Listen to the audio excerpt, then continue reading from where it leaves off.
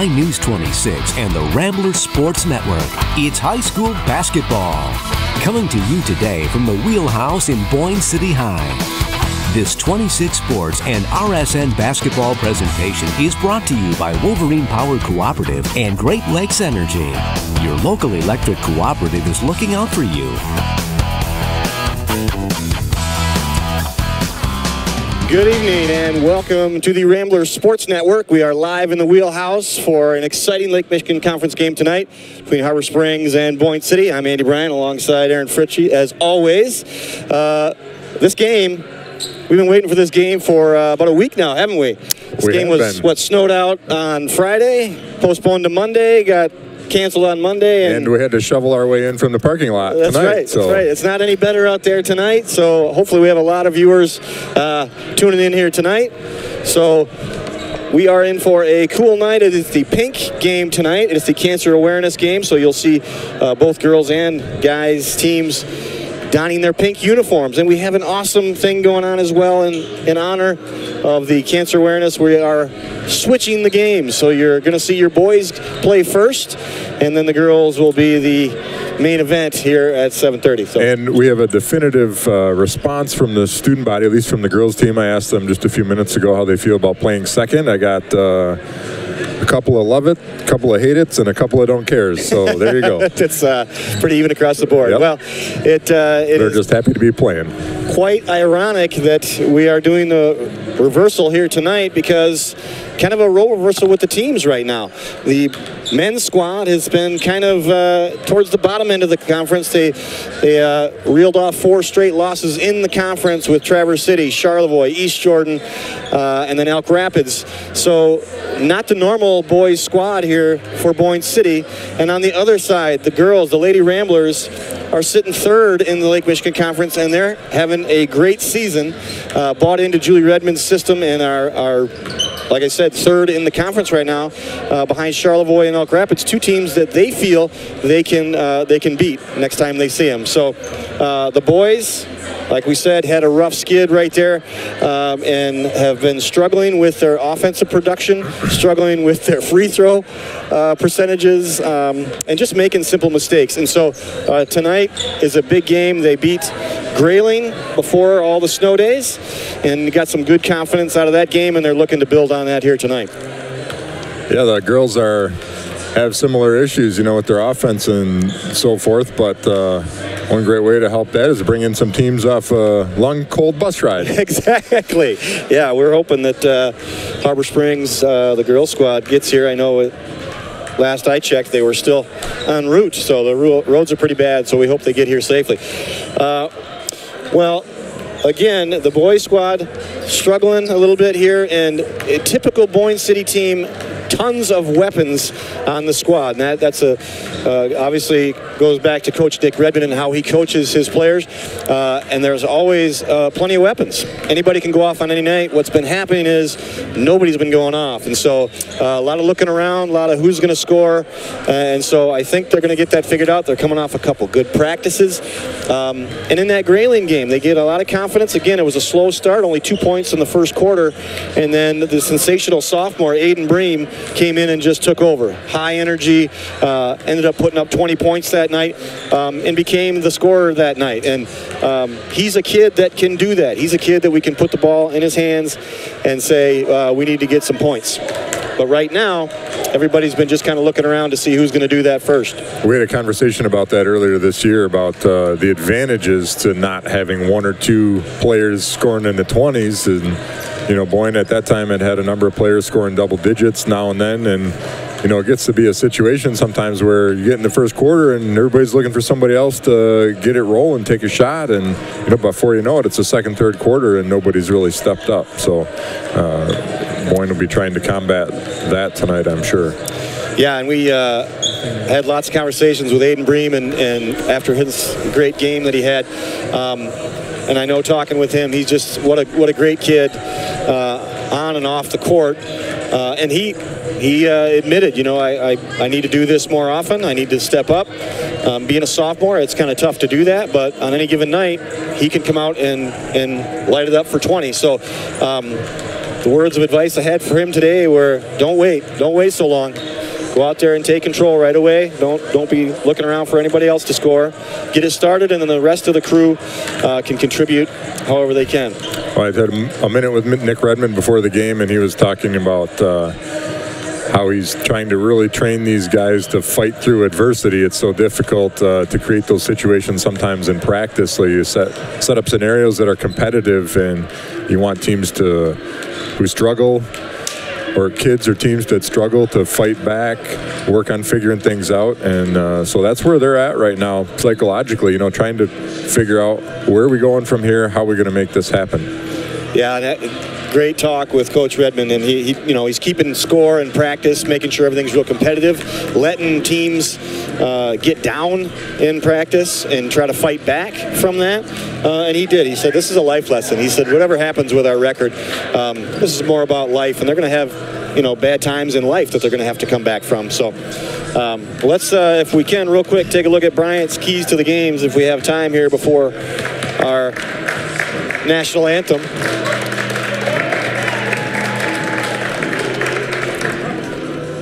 Let's take a look. Here they are. So first and foremost, they have to keep their mojo going after that great Grayling game and their last couple practices, which have been really fantastic.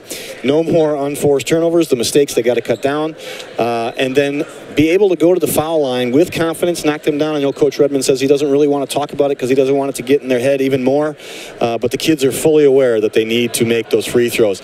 And then they have to come out with some defensive intensity and make sure that Harbor cannot get into a good offense, because Harbor can score points, and they're coming off, a week that they haven't played, feeling a little rusty, so let's keep them that way and make sure. Oh, nice job. Missed that apostrophe.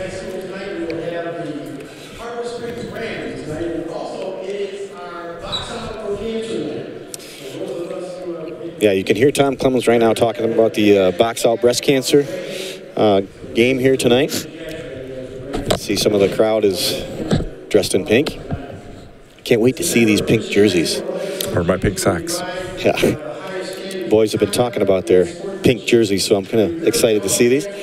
Got a little preview on the way in the hallway here. They're pretty sharp. Of all players, parents, and coaches, along with the student body of each school. The officials are assigned by the MHSAA to administer the rules of the game. Their experience and integrity qualify them to supervise tonight's sporting event. Please rise, ladies and gentlemen, and gentlemen, remove your caps as we honor America with our national anthem.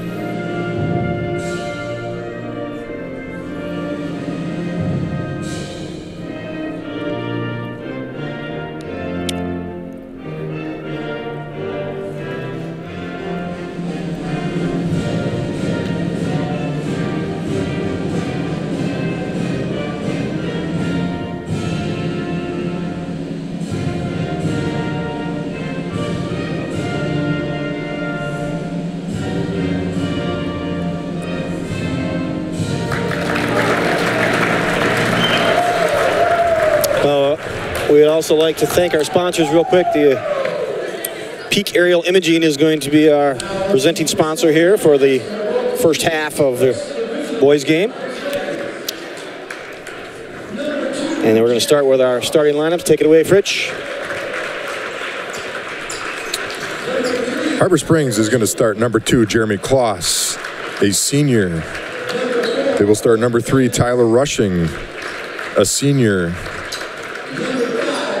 Number 4, Brett Vandermus, number 4, a senior, and another senior. Number 5, Winslow Smith, and David Harrell, the lone junior, in the starting lineup for the Rams.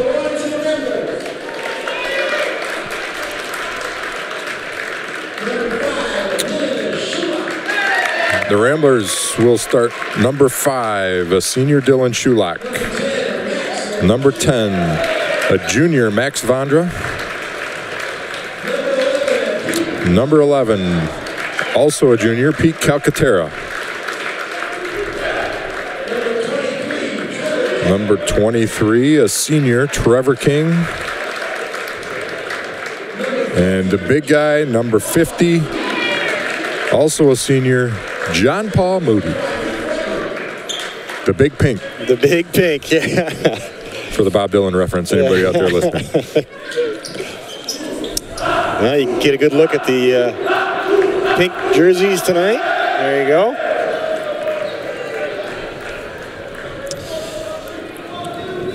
Well, Harbor Springs, again, starting a veteran crew. Jeremy Kloss, fantastic state champion runner. Vandermus, I mean, these guys have been around here for a while. Point City's going to have their hands full here tonight if they don't come out aggressive on both offense and defense. Pete Calcaterra to jump. Point City controls, gets it to Max Vondra, over to Schulach.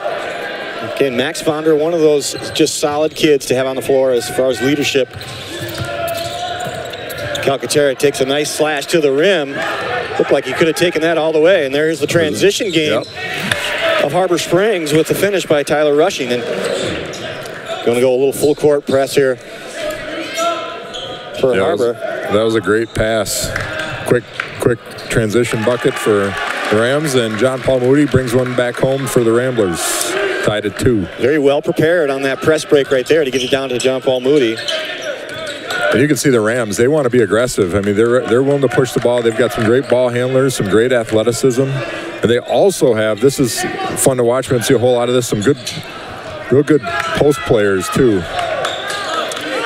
So Harbor Springs pretty balanced in that sense. They are, and 2 good offensive rebounds for the Rams, and then a steal and a putback there. So coming with some high energy here. The Rams are ready to go tonight. Fresh legs, week off.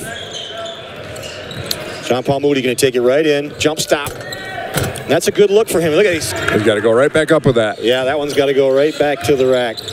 Vondra for 3. Off the mark. Rebound there by Harbor. Look at him push the floor again. Man, great passing by the Rams here tonight. And their passes are coming off the drive, too, when the defense is moving. There's a foul. Trevor King hit the deck hard on that one. He might have to get looked at here. He hit his head. Went down hard. Have to go into the concussion protocol, maybe. I don't know. Yeah, that was kind of a late whistle. They kind of came down together. I didn't think it was a weird tangled up, real violent hit, but he tangled up their arms. Come down funny. That's the first foul on Tyler Rushing. There's TK right there. Looked like that little hit to the floor woke him up. Yes, it did. He's been slumbering for a while. We need him to get rolling.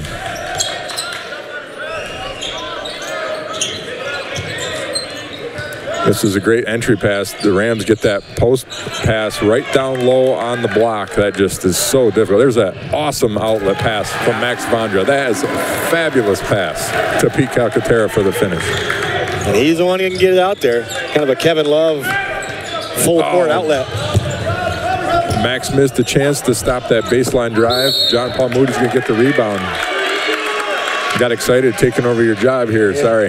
Well, I've been, there's that great outlet. Yeah, can we roll that back? Well, we got a minute, guys. This is really such a great, he's been doing this all year. That Max Vondra, look, and there's Calc looks over his shoulder, realizes he's got time to make a nice, easy layup there. Good finish.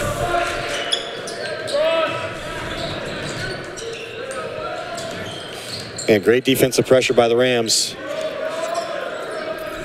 There's a three-pointer for Schulach in the corner. That one's off the mark. I've been real impressed with Harrell here down in the block for Harbor Springs. Boyne's going to have to stop this penetration or they're going to have difficulty all night. Harbor Springs has gotten a couple layups, but they've also gotten some layups off the drive. So Boyne's really got to keep them out of the paint, do a little bit better help job out front. Yeah, that's one of those where the expression, you got to stop your own. A lot of that help defense comes because you can't guard your own, and that's where the whole defensive pattern has shifted, and then they get that easy pass into Harrell. So, got to guard your own. There's a nice take, Max Vondra, pump fake. And he lost the handle. That's going to be Harbor Springs ball. Looks like we got some subs coming in. Got some subs coming in for Boyne City. Steinhoff and Bream coming in. They're going to go full court pressure. Yep, just kind of change the pace here with what Harbor's been bringing. There's that drive again. I'm going to Harrell. Good little two-man offense right there for Harbor Springs. There's that outlet pass. Max Bonner down to Aiden Bream. And he's going to get fouled and get shoot two. All right, so let's take a real quick look here at this outlet. Oh. What do we got here? Oh, there's another great outlet pass. Look at that pass. That's a 94-foot floor. That's about 80 feet on the money. That is such a. And look at this weapon. Pause it right there when he's throwing that ball, would you? I mean, let's look at this. Look at this floor. He is looking not. He's looking not here. He's looking to see how far out here he can get that ball. He sees right here that, I think, was that Calc there running the lane? No, that was Aiden Bream. Oh, Aiden Bream, yep. So, I mean, that's such a great weapon to be able to see that, let alone throw it. Be able to throw it. When you all of a sudden, as a defensive squad, have to watch over your shoulder, I mean, it's difficult. Well, the free throw shooting woes continue as Aiden Bream missed both of them, and now here's Steinhoff got a rebound and his chance at the line. Man, you don't want to harp on it too much to get in their head, but you can't ignore it either. You can't ignore it. It's a huge part of the game that has been hurting the Ramblers as they're 0 for 3 right now from the line. Well, there is such a thing as thinking about it too much. I know I was talking to some of the boys about it in the hallway, and they brought it up, and they were making fun of it, but they were also sort of embarrassed. So yeah, I was getting the same thing, shooting 44%. And good defensive pressure right here. Dayton McPherson going to get called for a foul. Harbor Springs guards really work together. They all, are aware of what the other is doing. They use that pass fake really well to get the defense moving in the right or wrong direction.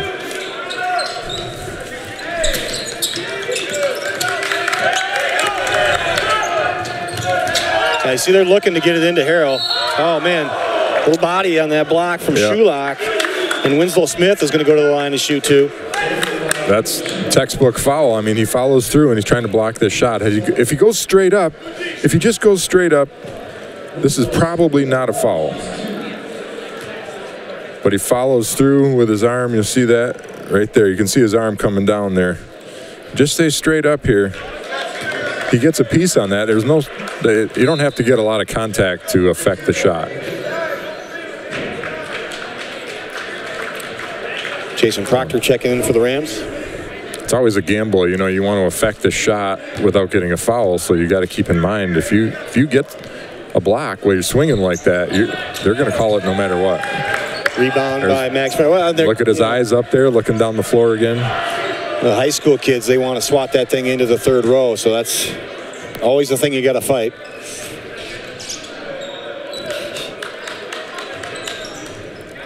Oh, there's a nice look to Steinhoff. Steinhoff puts it in for two.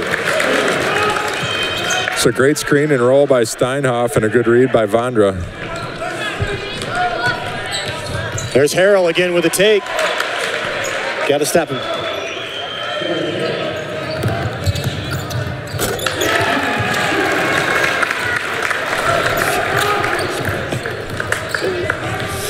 All right, you can hear it. I think we're going to take it over to our sideline reporter, Xander Napont. Xander, what do you got for us over there in the Rambler Rowdies? Am I on? I can't. I'm sorry. I got some bad reception here. But we're here at the Pink game with the Rambler Rowdies. Because of the weather, I think a lot of the events have been pushed back, so we don't have as big of a turnout as we like. But we still make some noise. Isn't that right, Ramblers? Yeah! All right, back to you guys. Thank you, Xander. Well, we're watching that great matchup there. I like that with Aiden Bream on Vandermus in the paint. That's kind of fun to watch. That was pretty good. They got tangled up right there. They got Vandermus with a foul. Yeah. That is a great matchup. And I've seen a couple of instances tonight, one with Max Vondra and that one with Aiden Bream, where guys, you know, I thought were going to be more physical, and they were able to just kind of play their role, stay in good position, and contest the shot, and has come away with a defensive rebound or a foul. So looking good. Well, tightly contested game here in the Peak Aerial first quarter. Aiden Bream right there looking to score. Shulock a little tentative. Got to move that ball. We've always said this. Got to move that ball. Get the defense to shift. There's Calcaterra taking it right into the teeth. Missed the layup. Yeah, he's so good at that. He's just got to really concentrate on finishing, but he's really got the talent to get into the rim. What I've noticed about Calcaterra there with the rebound again is he makes everything look so easy. He elevates, shoots, everything looks just so smooth. Trevor King. Tough shot there. And here comes Harbor Springs. There's Kloss. They're going to look. Watch how they look into Harrell. Yeah, and this is tough. I mean, that's tough to let him. I don't care who it is. If they catch the ball that close to the basket, difficult to stop. Harrell with the rebound. Get it back into Proctor. And they got some size down here. And not just size, but they have good ability. They know how to use their body down there. Oh, what a great pass by Steinhoff. Or was that Trevor King? Trevor King to Steinhoff. Another great outlet pass. Again, most of the points coming from that deep ball transition. There's Harrell again. Watch how you see how he set up that his drop step was already around Bream. As soon as he caught that ball, he had him sealed. There's another long pass down to Steinhoff, and he's going to get fouled. We have a look at that last shot by Harrell if we got that one in the truck. Yeah. We're going to check out another outlet pass, which is great. We love those. This one's Trevor King again, right? Nope, Shulock, I'm sorry, to Steinhoff. They're just getting it, just feeding it out front of him. I mean, look at this. Pause it right there. Look at this. The Harbor's got 4 players right there, and Boyne's already got 2 beyond them. So, I mean, that's just, you have to throw that pass. I mean, if Harbor's not going to get back, that's how you stay in this game. That's how you win this game, is taking easy buckets like that. On the other hand, down here, you can't let Harbor catch the ball on the block. I mean, we've seen that a number of times. Well, again, it comes from that dribble drive. I mean, they're going to sag on the. Look at this. Look at see how we might be able to see that later on, but he cut from the other side of the floor, right in front of Steinhoff, and then powered up on the block. I like the way he sets up. He sets up, and you already know which way he's going to score, but you can't stop it because as soon as he catches, he's already set to drop. So we're going to watch this again, see how Harbor tries to get to the rim. They have not taken really any outside shots, have they? Got Kloss stuck right here. You got 2 guys cutting for it, almost took each other out. So right now, Steinhoff's got to get in front of him. Especially with how well he's doing. There's a steal. Outlet out to King. And that would have been a big basket. Didn't go down. That's the end of your first quarter with Boyne City down by 1. We are going to take a short break. First quarter was brought to you by Peak Aerial Imaging. We'll be back with the second quarter after this.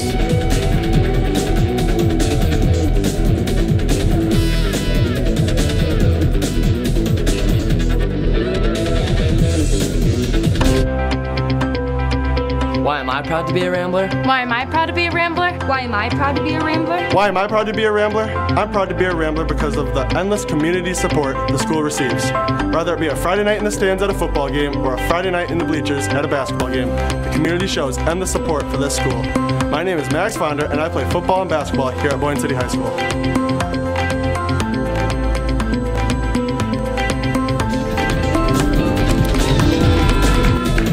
Welcome back to the Rambler Sports Network. Remember, this is kind of a different reversal here with our boys going first, and that's going to change our broadcast, our My News 26 rebroadcast.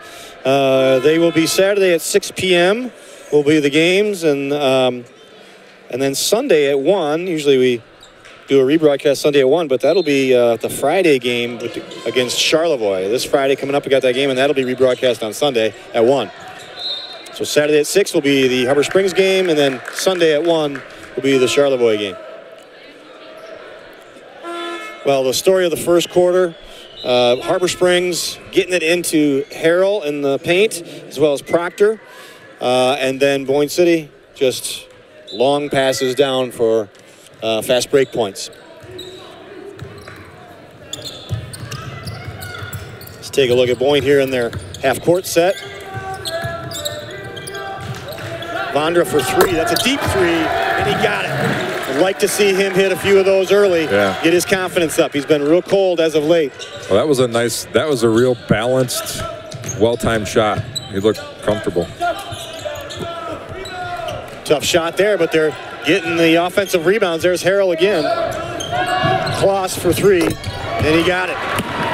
Answers with his own 3. Yep, offensive rebound to a three-pointer.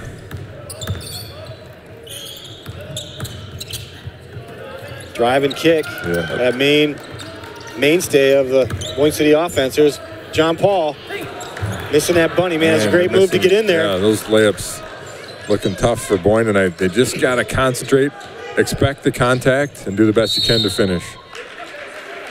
Great drive there. Grant Richardson just getting by the defenders. There it is right there. You can see you got a little screen. Came right off that. And there's no help coming in. Yeah. Sorry, go ahead. Well, I'm just showing here. You can see on the replay. Look at John Paul, a little late, getting to that help on that screen. Yeah, this shouldn't be a block attempt out here. This is, we're going to go back just a little bit further yet. Yeah, I mean, Vondra needs to be out here, not under the basket trying to block a shot. So it's just a matter of a half second, but it makes all difference in the world. Got to get over there earlier. And Moody's got to get over there and hedge that screen. You said that earlier that Boyne needs to hold their own right on the outside, but the alternative is there's a long 3 from Vondra.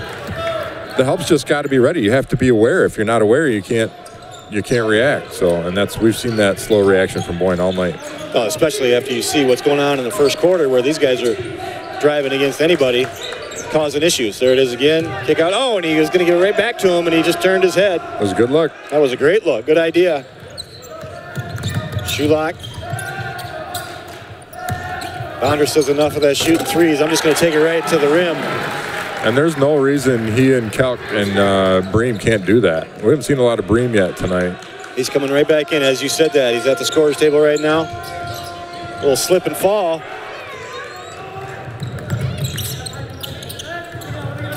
You know, Max is such a good passer. With a Shulock, and that one was off the mark.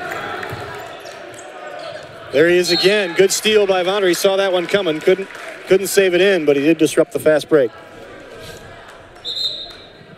Max needs a break. Did you ever ask to come out of a game? I don't think so. But I'm sure I looked like I needed to come out of many, many games. I usually got in foul trouble. I got my 2 fouls early, and I was sitting on the bench anyway before halftime. No, that's good. They get a timeout out of it. I don't know who that timeout was called by, actually, but I'll give Max a few extra seconds of rest. Yeah. Well, if you look, tied up, 19-19, a good evenly matched game. Everybody's got their own style here. It's just which one's going to break or who's going to figure out how to stop the other person's style. Again, this first half brought to you by Peak Aerial Imaging. Peak Aerial Imaging helps businesses big and small with a variety of drone service needs. Whether you need aerial photos of your new real estate property, which is all white right now, but in the spring maybe, or a full-length video, contact Peak Aerial Imaging for a custom quote to fit your needs, and you'd be amazed what these guys can do. Some really fantastic quality videos. Yeah, at the halftime of the girls' game, we're going to be talking to Brock England, who is Peak Aerial Imaging. He's going to give us all the story about the whole company. Calcaterra with the steal there. Doesn't have numbers. Yep, Wisely makes pulls a it great out. decision. Coach wants some motion. There's a good screen. Get Calcaterra open. Almost got the bucket and the foul, but he's going to go to the line. Shoot 2. That's a good take going to his left. Makes the contact and just kind of chucks it up there with his left hand, but it's a great move.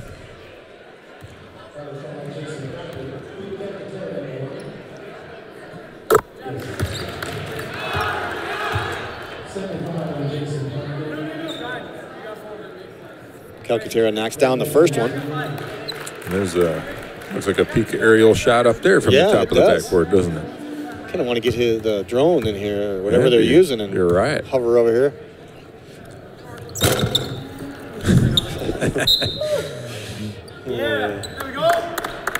Well, Pete 1 for 2 at the line.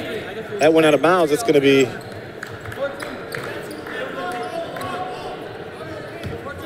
Boyne City ball underneath their own basket. They're going to get it into Steinhoff. There's Bream. Oh, he's got a baseline cutter right there. Devin Hayden cutting wide baseline. Open. Nobody's got him, man. That's just lack of awareness. There's awareness. There you go. Should have gone with the left hand. Missed that easy bunny.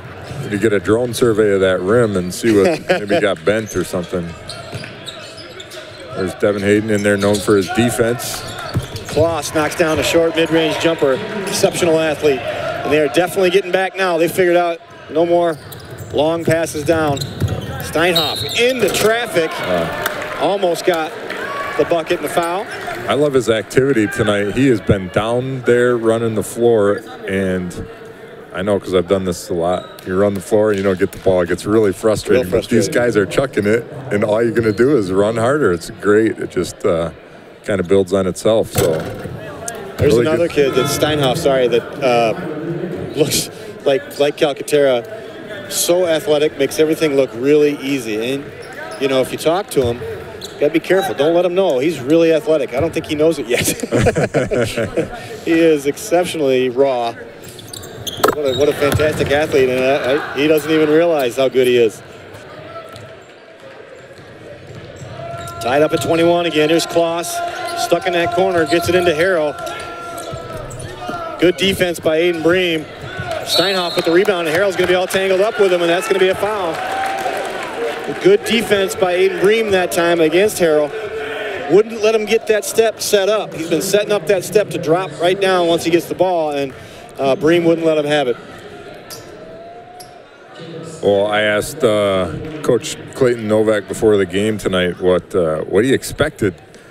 Harbor's playing well. They're 7-3. Boyne's had some ups and downs, and he predicted this. He said, this is going to be a really fun game tonight. He said, kid's been cooped up for a week. They're ready to play ball. Yeah, Harbor hasn't played since last Tuesday. They played St. Ignace and I think Charlevoix last week, Monday and Tuesday, both wins. And they have, who do they have, Pickford tomorrow? They have somebody coming into Harbor tomorrow, so they'll have another doubleheader. Busy week.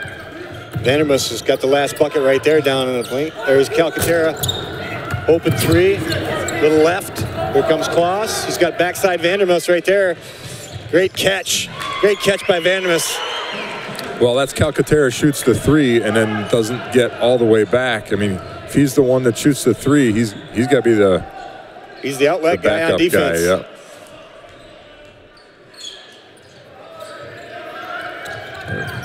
Boyne needs a little bit of ball movement here. They got a good activity.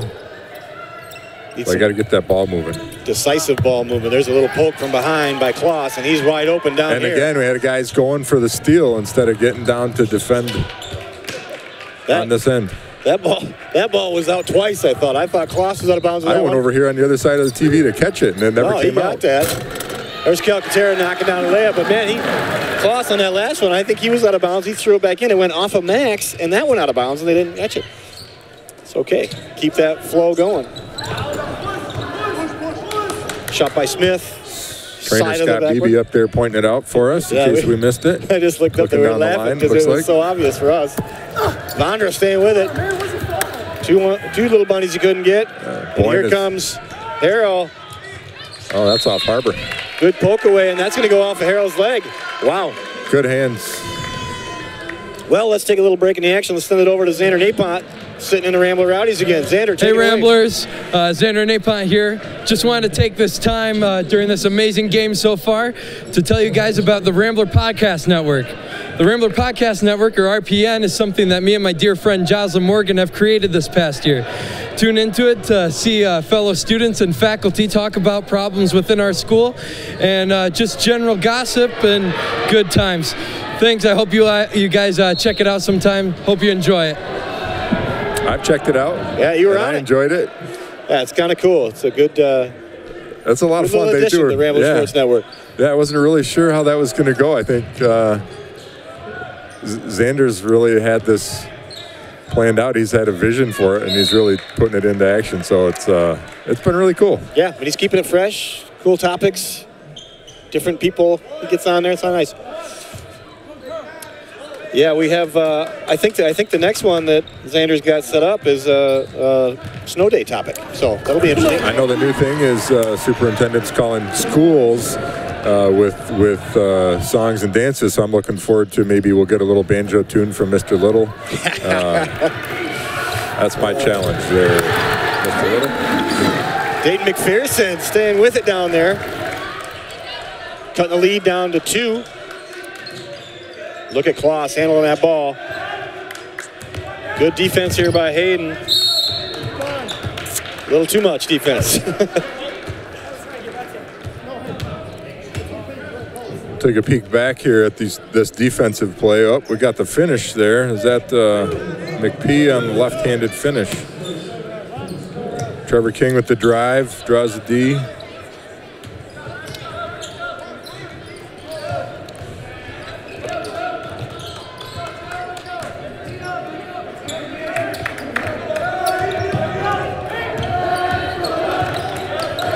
Boyne's clamped down a little bit on defense, but their offense is giving them 25 points.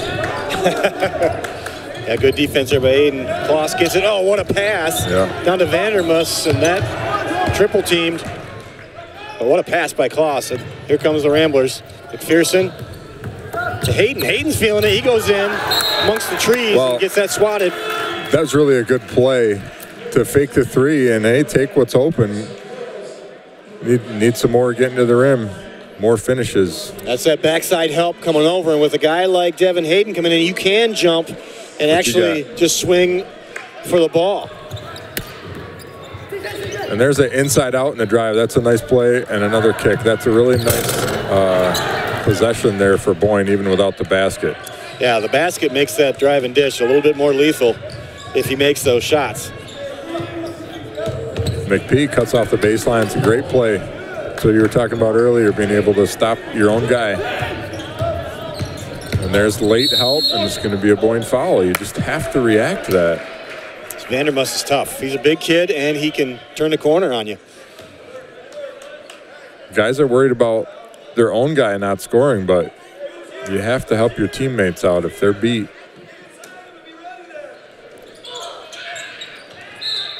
Kick ball by Hayden. Yeah, and Coach Redmond's over here howling. I don't know if you can hear him either. Anticipate, let's go. Well, that's exactly it. Boyne just a step behind. Yeah, mentally. Yep, they're playing hard, but well, they're going to call that poke away because it was such a vicious swing because he was trying to tip it, I think, to Trevor King down the floor, and he got called for a foul. Yeah, and this is the same as the block shot. I mean, this may be all ball, but the way that MV swings at this, they're usually going to call it. Maybe not that far from the basket. Right there, you can see him right as those two come together.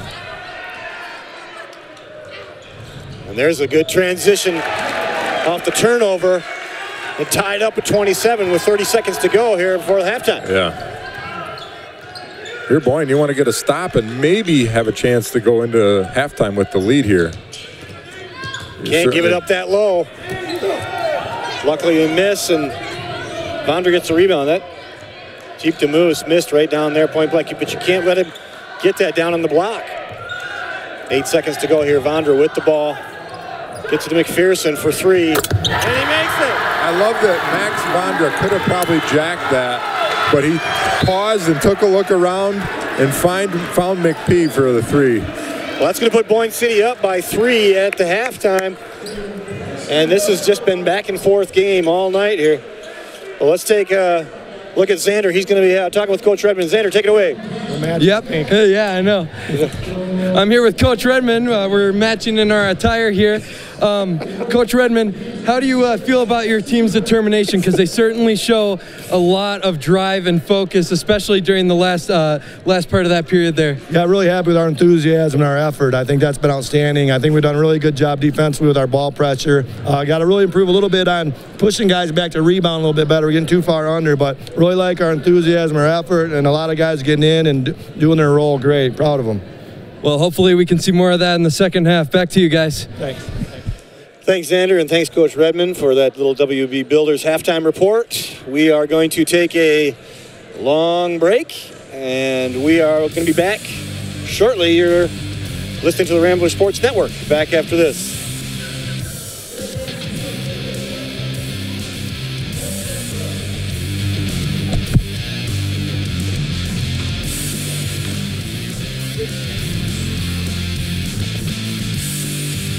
Over 15 different programs, over 1,500 participating students, 11 different hosting school districts, preparing today's youth for tomorrow's workforce. The Charlevoix-Emmett Intermediate School District Career and Technical Education Program. Let us take you inside CTE in 90 seconds. Everyone has fantasized about being behind the stick of an airplane, about sitting in the cockpit at the controls of a jet. Nothing conjures the imagination like flying, and nothing is cooler than being a pilot. But exactly how do you get that training? You must have to go through the military to learn how to fly. There's no way I could start my dream of becoming a pilot in high school. Right? Wrong. Thanks to the Aviation and Science Technology program housed at Pelston Airport, we are able to do exactly that. Through both coursework and hands-on training, we are getting an early takeoff on our flight careers. We are taught the basic engineering and principles of flight, the rules and policies that make air travel safe, and receive amazing training through state-of-the-art flight simulators, as well as the opportunity for actual flying time at the controls of a real aircraft. You're going to use your feet to keep us right down the center line. Your target is number 9. From chart reading to navigation, from engineering to flight dynamics, from weather to flight controls, from simulators to actual airplanes, we are exposed to it all. Whether we are planning on entering training as military aviators or entering the booming civilian aerospace workforce, the Aviation and Science Technology program allows us to fly above our competitors coming out of high school. All right, 729er golf, right? 729er 5 golf. All right, go. Boyne City traffic, Cessna 729er 5 golf, left base. Niner, Boyne City. Niner, Boyne City. Okay. Thank you for checking out SHARM CTE programming in 90 seconds. For more detailed information on program locations, how to enroll, and programs that might be right for you, visit your local high school counselor or contact the SHARM ISD Career and Technical Education staff. Boyne City is the best. This is the best. We are the best. We're going to show them that today. We're going to show that we're the best in the LMC, not only in sports, but also in fine arts.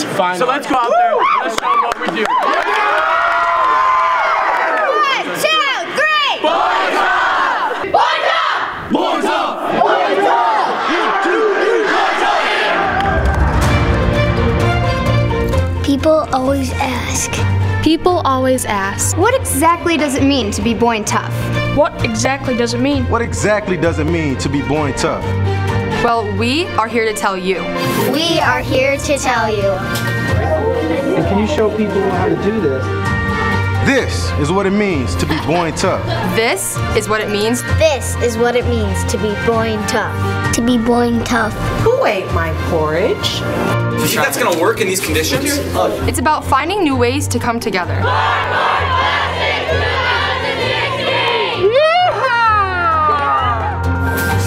It's about striving for academic excellence and success in the classroom. The temperature is 35. It's about taking risks, innovation, and leading the change. It might be more difficult next year with the 2 types of roof. It's about access and exposure to the latest technology. A big scoreboard, 3, 2, take replay 48 on VSK2. Take replay. It's about taking school pride and school spirit beyond the ordinary. As the fans will storm the field once again, and just like 2001, we're going to the state semifinals. It's about being a part of a culture of winning and sportsmanship. 2 seconds left. 2 seconds left. It's over. Still runs. 55-48. Is going to semifinals in the Breslin Arena. It's about a higher level of creative inspiration and education. Creative inspiration and education.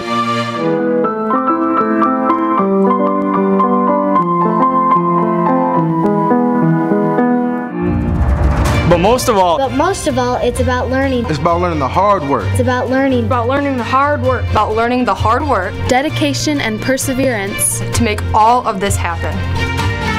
That is what it means to be born tough. That is what it means to be born tough.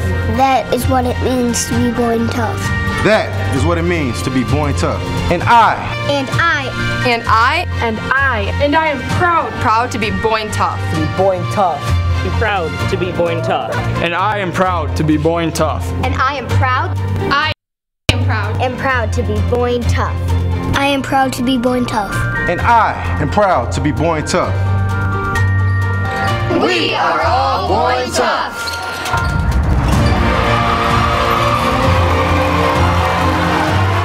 For more information about being born tough, visit us on our website at www.boing.k12.mi.us or give us a call at 231-439-8191. Over 15 different programs, over 1,500 participating students, 11 different hosting school districts, preparing today's youth for tomorrow's workforce. The Charlevoix-Emmett Intermediate School District Career and Technical Education Program. Let us take you inside Charm CTE in 90 seconds. Everyone has stood in awe of an incredible building, looked in amazement at an engineering marvel or gravity-defying bridge, gazed at an object and wondered exactly what makes it work. Do you ever ask yourself who designs these things? How do they come up with those ideas? And how exactly would you get this thing built? If you have ever asked yourself these kinds of questions, the Drafting and Design Technology program is probably right for you. And we draw them in SolidWorks down there, and then we send that file into G-code, and that will send straight to the printer, and then you got your design, and then you got your object. Housed in 4 different locations throughout Charm, the Drafting and Design Technology program introduces us to the fundamentals of drafting and the incredibly powerful world of computer-aided design. We are taught not only the techniques behind drawing and interpreting, architectural and mechanical sketches and concepts, but also their basic engineering principles. We are learning skills to be tomorrow's engineers, draftsmen, architects, and interior designers. And we will be designing the future world we live in.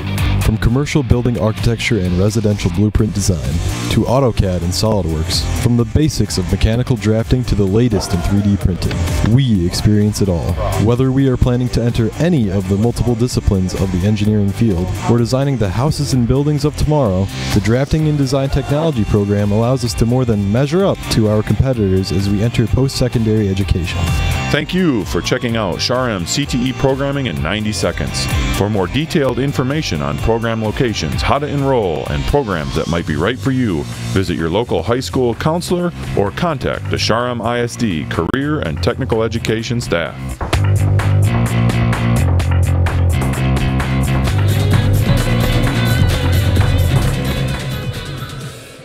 Welcome back to the Rambler Sports Network, and kind of a cool thing going on at halftime right now. The girls varsity, you can see them right down there by the scorer's table. You can see them right there. They are passing out pink carnations to any cancer survivor that is in the crowd here tonight. Kind of a special thing for the pink games tonight.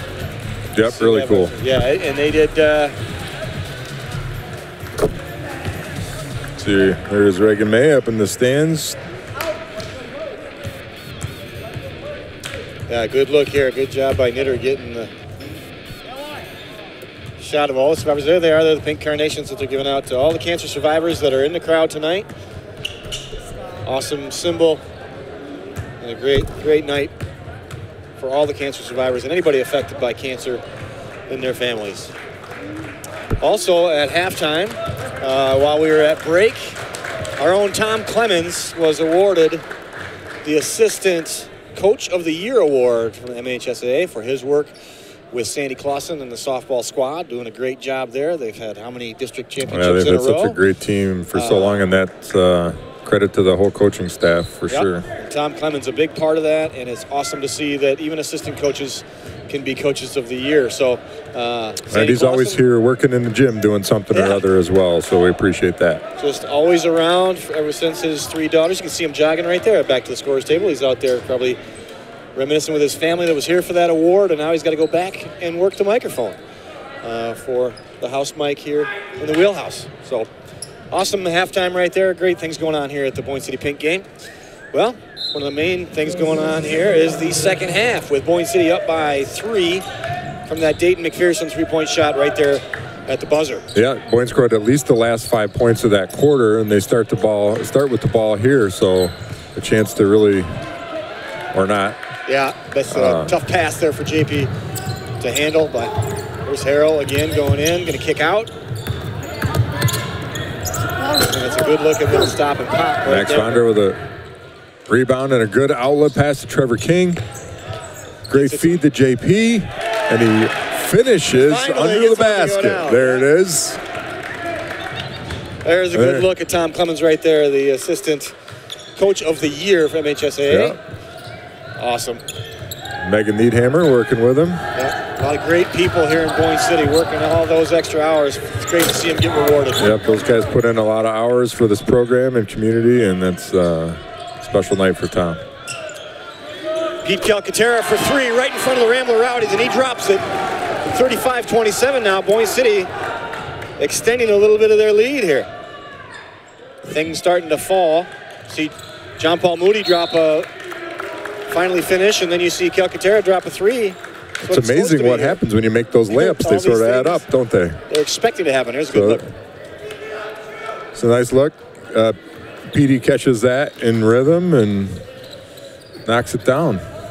You can see him, just a nice, easy rhythm. He's getting his feet set. It's just makes it look easy. That's the shot he shoots in the gym time after time. Well, back in live action, Vandermus got down in the paint and scored. JP with a great chase down of that rebound. Sorry, I just keep talking over you. I'm excited. No, you're fine. That's great. There's Trevor King taking it to the basket, and that got no call right there. 29 now for Harbor. Good rebound by TK, and he's going to finally get the foul call down there. He's working hard underneath there, getting rebounds. Finally got a foul call. He's going to go to the line and shoot 2.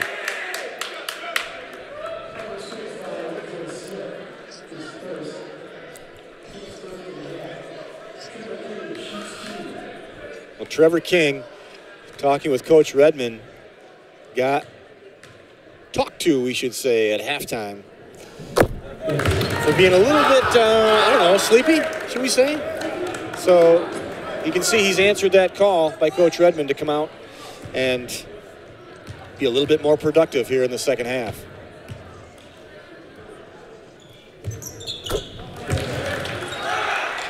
Trevor King knocks him down. 37-29 now. Biggest lead of the night. Scrum for the ball, and there's Trevor King on the floor. Boyne is up 10 there just a minute ago, but they're on a 10, at least a 10-2 run. John Paul needs to stop dribbling, but there we go. Abort. TK just lost the handle. Vandermus. Out to rushing for the missed 3. Here comes Calcaterra. Getting bumped like crazy. Well, he's using his body to protect the ball. That was a nice play. Skip pass almost didn't make it across. I think that was meant for Vondra, and TK just out of gas didn't get that across. Yeah. Luckily, Shulock was paying attention. And Coach Redmond's telling him right now, listen, you guys got to settle down, run your offense, and you got to lock down on defense. You've given up a couple of open shots. Yeah, this is, I mean, look at this. TK is in there, pulls that ball out of the way. And we've seen that a number of times tonight from Max, from Pete, from TK, just two-handing that basketball instead of trying to tap it here or push it there. They're two-handing it. Take a look at there. JP Moody, yep. Got to look at that alligator roll. I think that's what made it for TK. You get down, everybody's grabbing at the ball, but then you get that little alligator roll and get out of there. That's a great point. You got a second or two to get rid of that basket. So like I said again, but you got to have a plan when you go on the floor after that ball. You got to have a plan for how you're going to get it out of there. You can't just dive on it and hold on to it. 39-29, Boyne City with 10-point lead now. Starting to pick up a little bit of their pace, both offensively and defensively. Good talk at halftime, I think, with Coach Redmond. Good yell. There's Harold. Good talk, yep. Harold, you saw but 3 Ramblers thought that ball was going to be turned over, and they were out the gun, but Harold. I love that TK. Oh, great back door by Shulak. That play was made because TK caught the ball in the post, and he faced up and stopped. Maybe we can see that again in a minute, but he faces up to the basket very, very slowly, calmly, assesses the situation, makes a great bounce pass. Again, on the floor, everybody's on it. TK picks it up, and he's going to be shooting 2. Good try for a charge there by rushing. Yeah. Hustle is no guarantee that you're going to win, but it sure improves your chances on a particular play. And this is a good example of all the guys are on the floor to make this Trevor King attempt here. Watch this. There's one, Pete Calcaterra, and then who was that? Steinhoff. Yep, and TK. So, yeah, it doesn't guarantee that you're going to win the play or get a basket out of it, but it really improves your chances of helping your team get it done. Well, and that's what happened in that Grayling game when they pulled away. It was from Aiden Bream coming in and hustling, and everybody kind of responded to that and picked up the pace a little bit. And right now in the second half, Trevor King has answered the call from Coach Redmond. He's coming out and put a little bit of juice into this team, and they are responding. So there's going to be a timeout called. Again, this third quarter brought to you by Wolverine Power Cooperative. Appreciate them as our presenting sponsor, also with My News 26.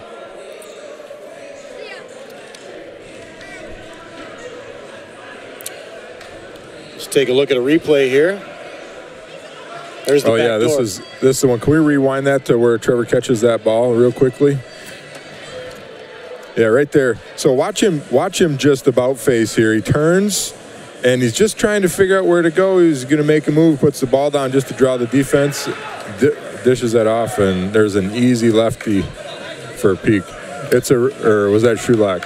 It's Shulak. Yeah, great awareness by Shulak to make that cut. But again, what makes that play is that Trevor, when he turns and faces the basket, the defense reacts because they think he's going to either shoot or go to the hole. So everybody turns and looks, and you can pass the ball right behind him. So it's a great play from a guard in the post there.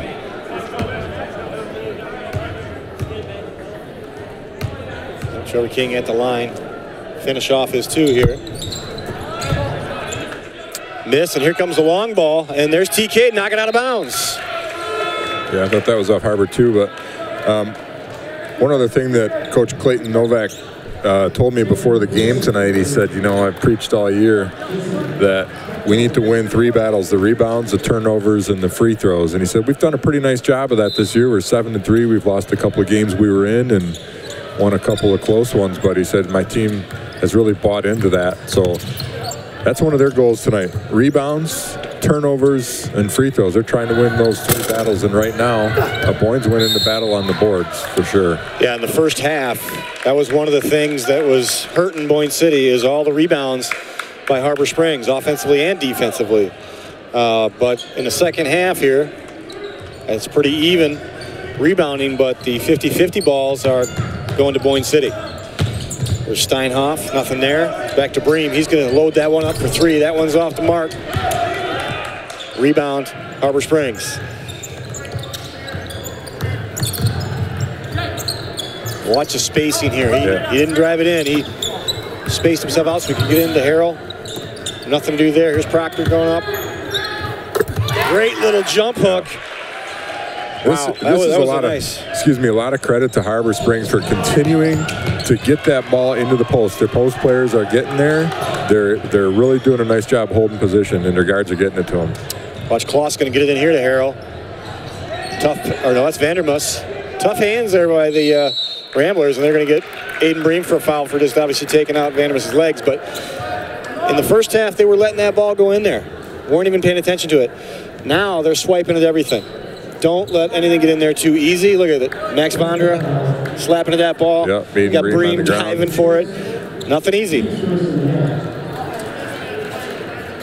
Yeah, that's a tough call for Bream because it was pure hustle and really didn't make any contact. The kid just backed over him and tripped, but I don't know, more times. Yeah, you're going to see that because if they go down, that's usually, and there's somebody underneath them. Yeah. But you're talking to a couple of guys that were good because we tried hard, not because we were talented, so we hate that stuff. Don't need that. Proctor misses his three. Good defense down there by Dayton McPherson for the first attempt shot. There's Steinhoff for three. Bream going in there hard, and that's probably going to be Boyne City ball. Good hustle by Bream. Going after that rebound. Yeah, I don't think I've ever seen Steinhoff shoot a three. I kind of hope I never see it again. But it looks smooth, but I just every once in a while you got to. Good backdoor cut by McPherson. Yep. And that's also because of the pump fake on the pass by Pete Calcaterra. Really a great team play there. Again, that will loosen up that tight defense by Arbor Spring, and that's what you do in response to a tight D. You go backdoor, and here's Harrell. I thought that was going to be a foul on McPherson. Rattled out, yep. Bream ends up with a rebound. There's that 50-50 ball I'm talking about. That those loose balls, Boyne City's going after him. Calcaterra fakes a three, goes up. He's going to get fouled by Proctor, and he's going to go shoot two. He knew that was coming. Another great play, a little bit of dribble, a little bit of aggressive move by Vondra to draw the defense, kick it to Calc, and Calc gets in there to the rim.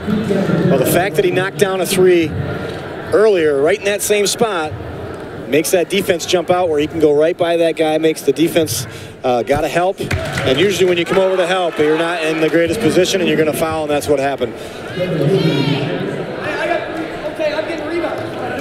Good substitutions here. Redmond's got the fresh legs, constantly coming in. Boyne's done a lot of nice things tonight. Their offense certainly looks more improved, more efficient with the drive and kick. They've made a couple of threes, but they have not settled for that. They've gotten to the rim quite a bit, especially Calcaterra and Max Vondra making an effort to get there. Ooh, that's looked like that was going to be a trap. Jeremy Kloss kept his foot down. Here comes Vandermus. Man, tough shot in there. Harrell going after the rebound, and that just slips off his fingers. Boyne City ball. Yeah, that's too many rebounds there. 3 or 4 offensive rebounds for Harbor, and we'll bring back the big pink. There he comes. Again, struggling to finish. I think he's only got 2 points here tonight, maybe 4. Lots of looks down there, but again, he is a presence. He is a body down there that you got to get around to rebound. Well, you look at his legs and his shoulders, man, he's really thickened up, and his he's not an easy man to move. He's not. Well, that pass by Calcaterra, he knew it right away. That wasn't probably the pass he should have thrown to Devin Hayden, the smallest guy out there. Luckily, didn't get picked up, just got knocked out of bounds. So Boyne City ball underneath their own rim. Good look. Well, it's stretched here all of a sudden to a 12-point game, too, so they want to see Boyne continue to play good defense and get good shots. Here's Moody, drop step. Good look, gets blocked by Harrell, and that's going to be Boyne City ball.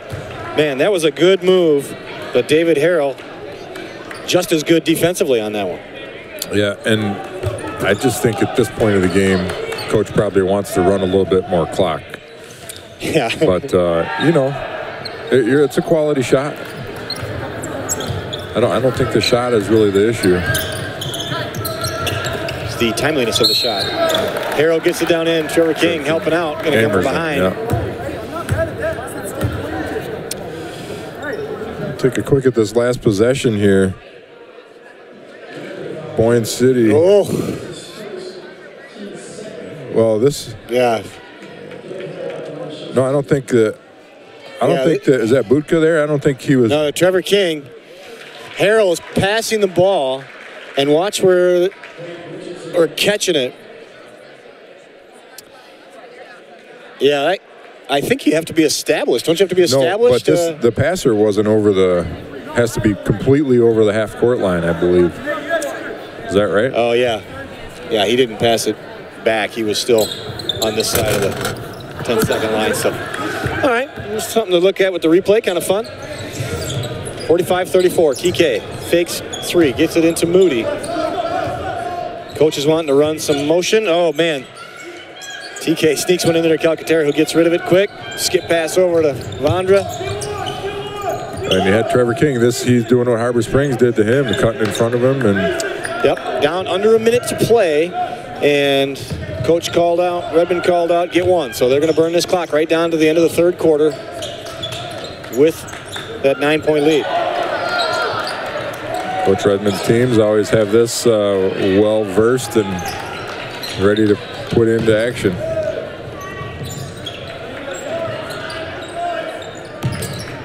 Yeah, we're always so impressed about how they can hold the ball this long, and definitely ready for it. And now we're going to see how this transition goes from time killer to attack. We need a shot in the next 11 seconds. 10 seconds to go here. So here we go. Going to run the play. Oh my goodness. Oh my goodness. Get it out of there. And that counts. I believe that's going to count. Well, credit Coach Redmond for the delay and the great play. We credit Hayden for a really fine take and JP Moody for staying with this. Puts it up to 13 for you're down to about 5 seconds right now. Hayden gets to the rim. This is a really nice play. Good help from Harbor Springs. But look at Moody is the only one who stays with it. He's the only one who even gets off the ground to go for it. That was a great. He obviously is a really smart kid, but he knew when he caught that ball, he had to go right back up with it.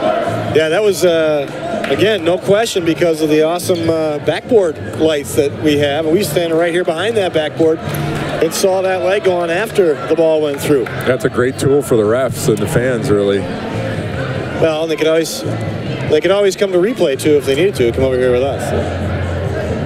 Yeah, watch the replay, or watch on this replay the lights.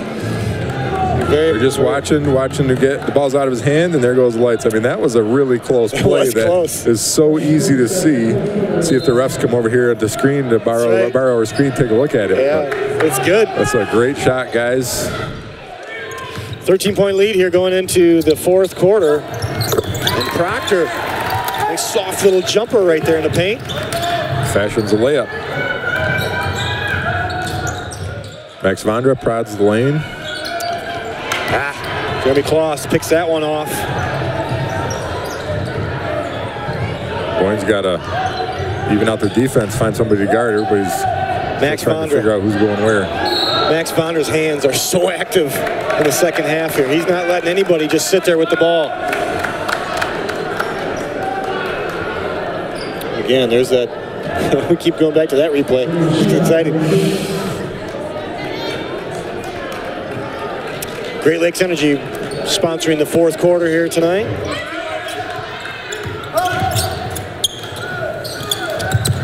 Vandermus. A little left with the hook. Shulock brings it out in the break. Offensive rebound. Kloss is going to wrap him up. There's the old rule. If nobody stops you, just keep on going. I saw that in his eyes going, where am I going to pass? Wait a minute. No one's stopping me. I'm going to keep going. Right down Main Street until you get fouled. I've been real impressed with both teams tonight with every high-energy dribble drive. All the other players know where to go, know where to slide to get open, backdoor cut, whatever they're doing. There's JP getting called for his usual travel call. Gets usually about one of those a game. Happy feet. Very, very quick feet for a big man, and sometimes that's yeah, we need to get him some camouflage shoes or something, make them a little harder to see. Every other awful lot of those calls. Every other situation, it's awesome. Oh, there's Harold. And I really don't feel like he travels as much as, like you said, as it gets called. That's just kind of how it is. But his feet are just so. He's just so. He's got a little different stride or something to him that invites that call.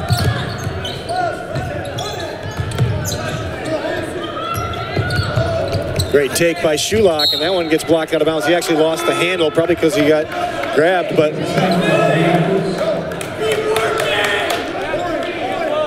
Coach Redmond is giving it to the ref right here in front of us. He's saying, you got to get that one. I think he did get stripped. Oh, Steinhoff, good job, and he's going to get the bucket and a foul on Proctor. Yeah. Well, interestingly enough, Boyne is starting to overpower Harbor Springs a little bit inside. This is just a nice play. Nice catch, and the thing that Steinhoff does with this is once he catches that ball, watch it, he never brings it down below his shoulders. It's staying right there. He goes right back up with it, and the defense, he barely had time to turn around, and that shot's going up over his head. So, and here's the other thing, that screen and roll, one of the things they say is the best way to get open is to set a screen. Yep. And Steinhoff goes up to the free throw line, sets a screen, and turns around, and he's wide open. And that's a classic out-of-bounds play. You know, you always hear coaches yelling out, watch the screener, because that's usually who's going to peel. After they screen, they swing and peel open, because everybody's not expecting it to go there. And that's great coaching too, because the guy out of bounds is watching for that. That's his first read, really. Yeah. Or second read is to hit that screener coming right back to the basket. And Boyne with an 11-point lead, the game really has been awfully close. That still appears very close, but there's Harrell. It's just kind of the tides have turned, and Harbor Springs is missing a little bit of those easy ones. Here comes Steinhoff. He's going to power himself right in there, and he's going to get a foul, going to blocking foul. Yeah, that was not a great place for a shot, but for a guy like Steinhoff, who you know is going to the rim no matter what, that's a good play. And he's going to move people. And if you here it is, take a look. You can't. Yeah. He's going to move people, and if you can't get your feet moving, you're going to get called for a foul blocking. And I like that he's not doing a twirly-whirly and, you know, left-handed hook shot or whatever. He's just going to the basket, trying to draw contact. Okay, they're changing the call. They had him lined up to go out of bounds on the floor. But are they shooting 1-1 now? They're bonus? Yeah. Well, Harbor scored on the other end, so it was an 11-point game. Should be back to 11.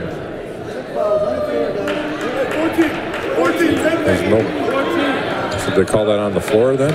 That's what we're trying to figure out right here. They call it on the floor. Only 6 fouls. Good pass. Oh, man. Good defense by Vandermust to get back. There's Trevor King with the 3. Are they going to count this? They're going to call a foul on Steinhoff, trying to box out for the rebound, see if we can catch it. Oh, so that's on the rebound. All right. Oh, yeah. He's just wow. Yeah, he looks right here like he's going to start just driving that player in under the basket, but he never really. Well, the official at the top called it, and you could see that his leg extending like he was just going to lean into him, and that's what they called it. Kloss off the mark. Well, and he had his elbow up in his back, so. And he got another one down there. Racking him up. The same thing. He's not liking the way that Steinhoff is leaning into people. He gets 2 quick ones. Same ref, same call. Right. Not liking that. The same second. Yeah. Jump ball, 2 guys down on the floor for Boyne. Harrell in there for Harbor Springs. 12-point lead. Calcaterra is going to come in and give Steinhoff a little rest. He's tired. He's been pushing a lot of people around.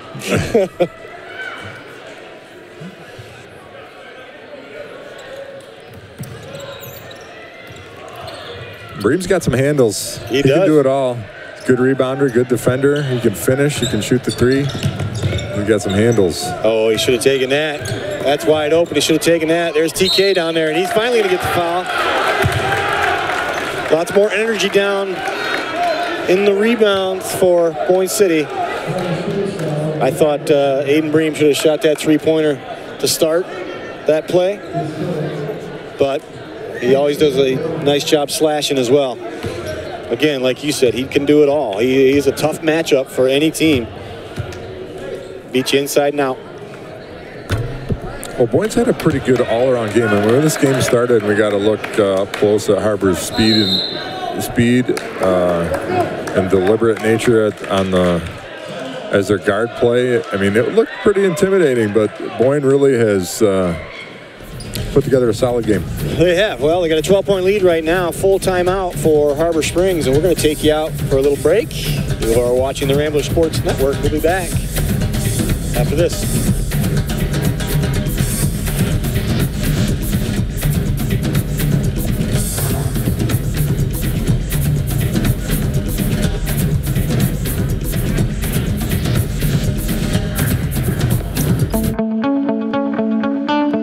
Why am I proud to be a Rambler? Why am I proud to be a Rambler? Why am I proud to be a Rambler? Why am I proud to be a Rambler? I'm proud to be a Rambler because of the school spirit the students express when representing BCHS and cheering on their fellow Rambler athletes.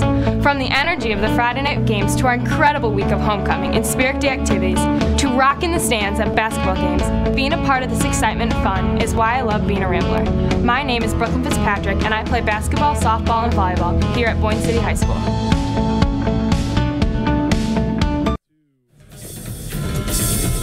Welcome back to the Rambler Sports Network.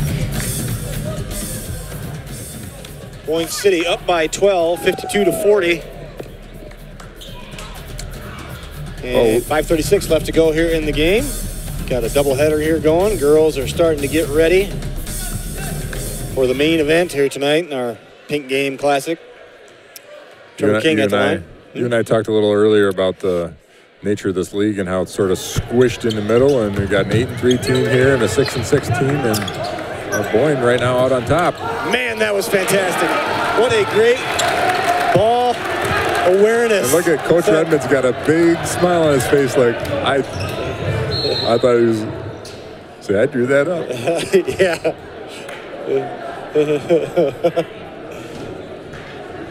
Yeah, can you show us the beginning of that, would you? Well, you get that rebound, they smack it away, and then just Terry King back door.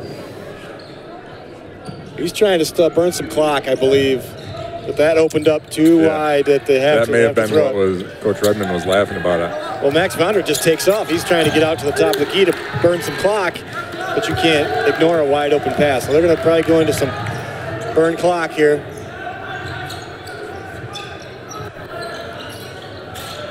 Be very methodical about when you get your points. Yep, he's saying move the ball, run it. Run some clock. Nice back door. Great cut. Alcantara backdooring it. This is what happens when you come out on defense and you guys as a team are saying, hey, we're going to go out there and play pressure defense. We're going to pressure all these passes, and Boyne's taking advantage with some back cuts. Good defense there by We got Alcantara. that one coming up. Yeah, that was, I mean, again, another long distance pass from Max Vondra, but Pete comes out here, defense comes with him on the pump fake, and Pete goes right down the lane. Here it is right here. You just missed the pass fake, but you can see the defense is way out on top of the defender. Just not a good position to be in that far away from the basket. There it is, yep. Yep. Beautiful play. Harbor Springs on their end here. They've got to get some points quick. There's Proctor down in. Good catch by the big fella. And there's a long ball, and they're waiting for it that time. And look at Proctor. Look at that. A big fella showing some dipsy-do moves. And there's Harrell. Great passing. The big fella on the Boyne bench is about to show some moves, too. Yeah. He didn't like that pass. Another backdoor. I didn't like that one, though. Steinhoff making it look easy. Again, they're over pursuing everything. They're playing up because they know they're going to want to burn the clock. That opens up that backdoor cut. That's 3 in a row. Long ball, no good. Steinhoff with the rebound. They're going to get tangled up. They're going to call a foul. Steinhoff, happy to see the ref point at somebody else. Yeah, no kidding. He's going to go to the line.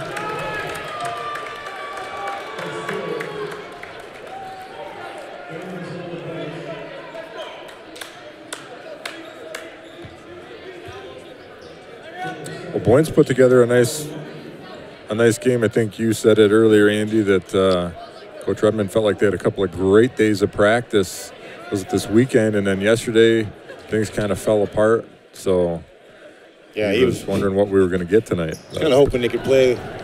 We got a full sandwich and a cup of soup tonight. Yeah. Good rebound there off the missed free throw, and that gives them more opportunity for the Ramblers to burn clock. Really, they play pretty smart basketball, pretty efficient. I mean, they've missed some layups. But what I am most excited about is the energy that they're playing with. They get down, lose a few. It's hard to come out with high energy because your confidence is a little shot. But tonight, not so much in the first half, but the second half, they came out and their energy has been up across the board, and that's what happens. You pull away from teams. There's Max Font for three. Off the mark. Here comes Proctor. Watch out. Coach is wondering what run the clock means. Yeah. Harrell down low. He gets it blocked. But then the putback. Man. Steinhoff going to the line again. Harrell called for the foul. That might be Harrell's fourth. Harrell's not going to quit. He's going to give it all. I think he might be bleeding a little bit too in the mouth. Yeah, he's an athletic kid. Very unassuming. You look at him, he doesn't look like he's going to move people around down in the block, but man, he is very smart. And he's long too, isn't he? Yep. He's got some long arms. And knows where to be. He's going to be a kid to watch here. Steinhoff gets a free throw. I don't know what the free throw stats are tonight. Missed the front end of at least 1-1-1, but I think numbers are over the 50% area. Yeah, hopefully. That's what they're shooting for. Anything's better than what they've been.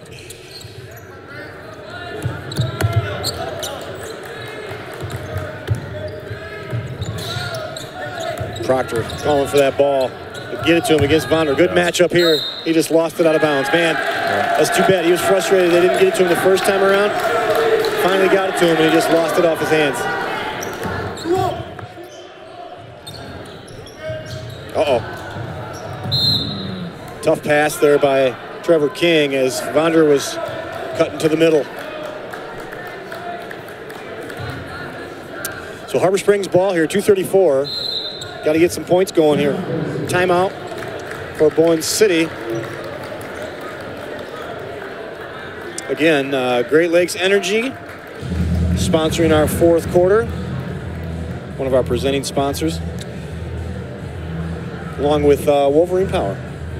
We welcome all of our My News 26 viewers from all over northern Michigan tuning into today's game. We're excited to partner with My News 26 to bring you outstanding high school athletics events from around northern Michigan.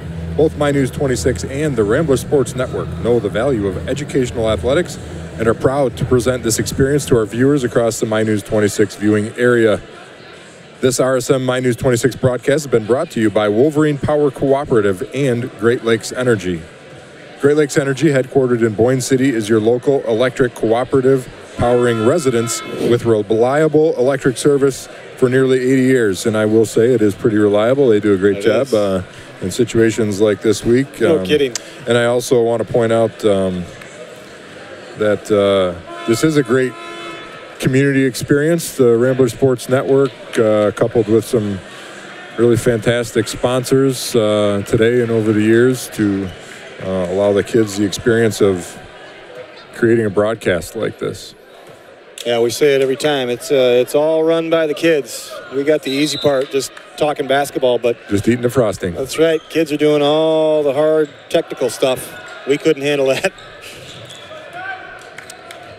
2:30 here to go in the game, and Harbor needs to look to get some quick scoring. Kloss trying to get into Proctor, but Shulock knocks that one away, and that goes out of bounds after Kloss was dribbling it there. A little frustration. Kloss, quite the competitor. A lot of great athletes on this Rams team.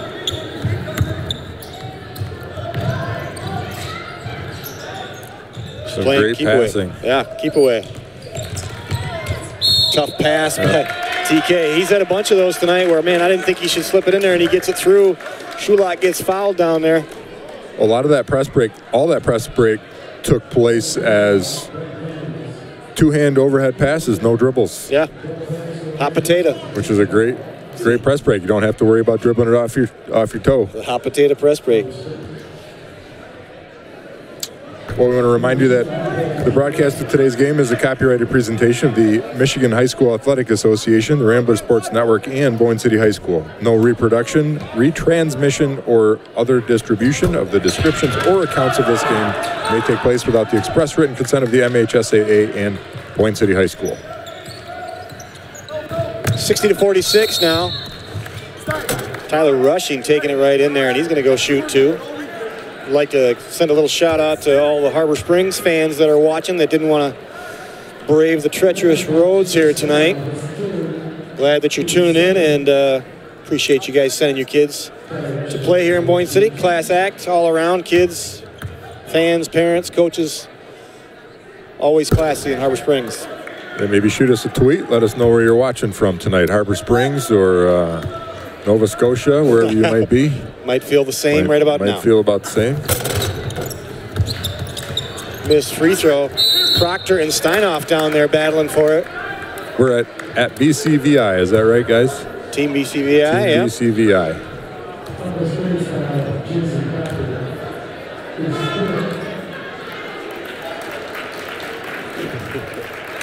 Our tweeter is elsewhere, so. Yeah. Steinoff once again at the line.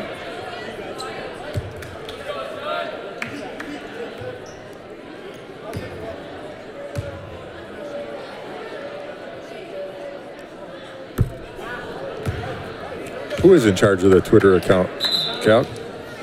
Who are we missing tonight?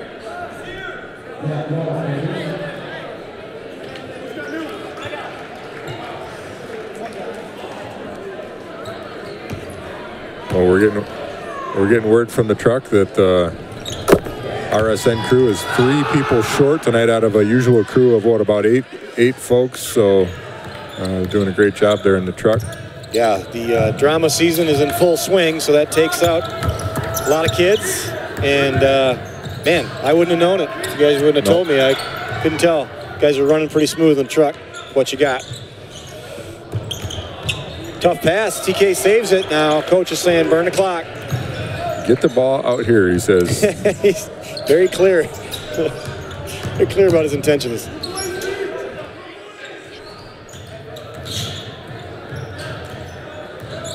Yeah, well, Boyne's going to end up shooting more free throws here, or see what happens if they can get a good shot out of it. Max must have gotten an earful last time because usually pointing that one towards the rim. Yeah. Timeout. Redmond's going to get some of his bench players in that work hard in practice. Well, it's a great win for Boyne. I know that Harbor had a long, cold bus ride tonight, but really that was impressive. That's probably the most complete game we've seen out of the Ramblers this year, at least as far as RSN broadcasts go. Oh, you talk about Coach Redmond and what he was trying to get across to his kids in the last few practices about adversity and being down and being able to fight back and figure stuff out, not only on the court but in life. And this was a great game for that tonight. They came out still kind of like their feet were in cement in that first half, and Harbor Springs was getting all the 50-50 balls, getting lots of rebounds, just had more energy. And then they obviously refocused at halftime with Coach Redmond and came out and obviously upped the energy, and this is what happens. So we've seen that a lot over the years with Boyne. Coach Redmond just has an eye for what's going on the court and is able to make useful changes at halftime. He's just very consistent with that. All good coaches make their adjustments and get their kids to buy in, and you only have so many minutes to do it at halftime to be able to explain it, maybe rechange the game plan and get the kids to buy in and do it. And he does a fantastic job of that. They come out and adjust all the time. Here's Stephen Orban off the bench. Great move in there. There's Harry Moody. Brady Budka. Specs.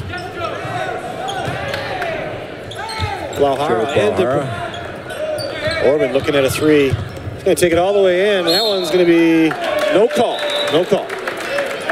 That's a good it'll no be call. off Harbor Springs, but I like Auburn's being aggressive. It's hard when you can go sit there for 3/4 to go in and feel like you can go to the hole, but they changed the call. They changed it to white ball. White ball. Oh, well, that was clearly kicked out by a Harbor Springs player. At least to us. A little bit of confusion. We move on. They called it point ball, and it was just complete confusion trying to switch that over. There's Sandy Clausen over there. I can hear her through my headphones. She's all fired up.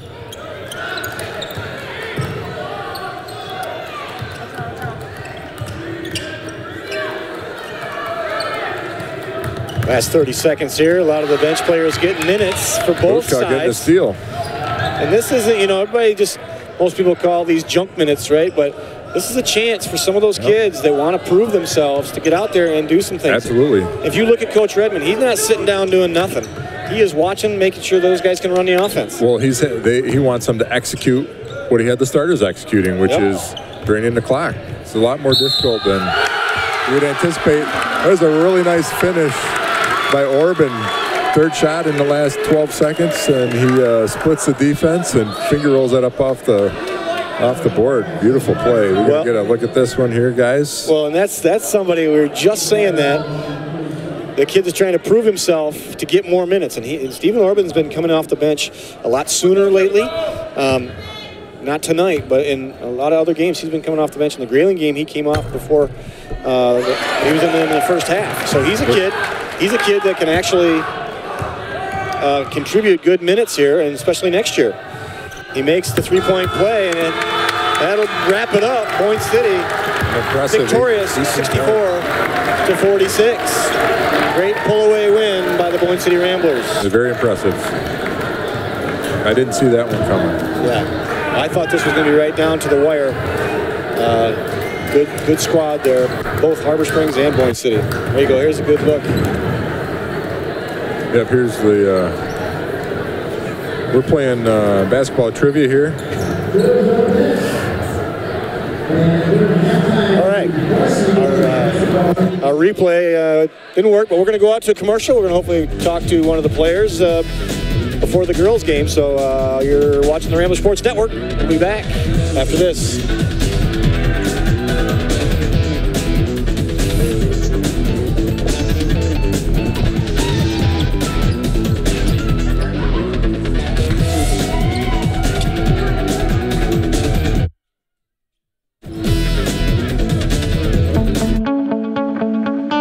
Why am I proud to be a Rambler? Why am I proud to be a Rambler? Why am I proud to be a Rambler? Why am I proud to be a Rambler? I'm proud to be a Rambler because of the amazing community support that is apparent at the performances, games, and competitions that we take part in.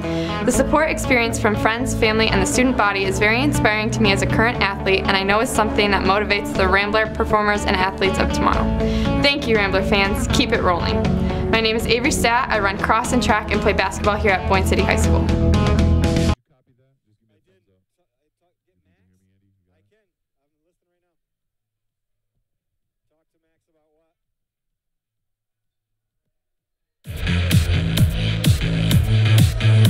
I'm here. Can you hear me?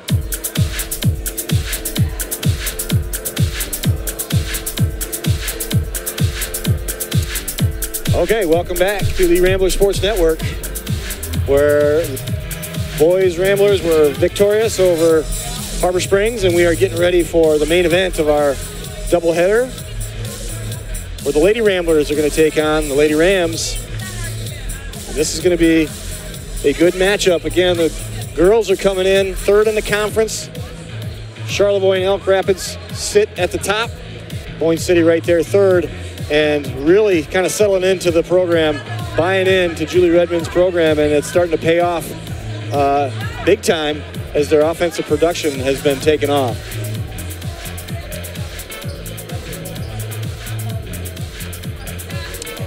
All right, well, we are going to, while the girls warm up, take a short commercial break. We'll be back with the start of the game after this.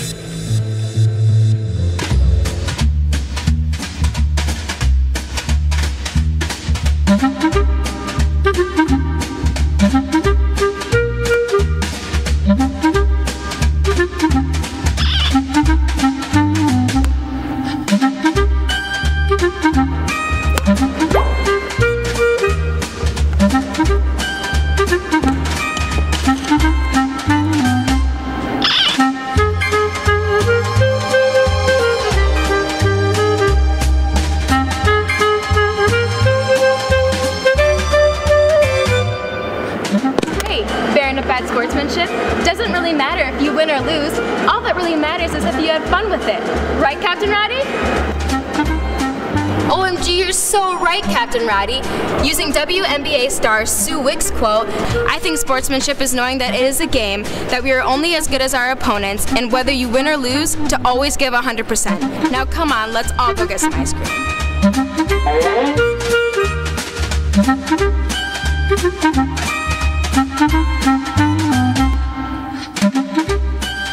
Sportsmanship. Make it part of your game.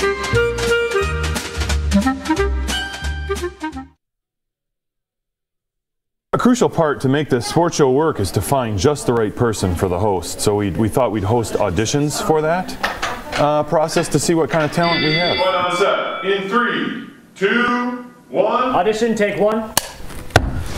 Hold on. Is this color right? Does this look good? Use the derivative, we're able to determine the summation. So girls soccer. How are you doing today? Do one of these guys start? RSN auditions, take 48.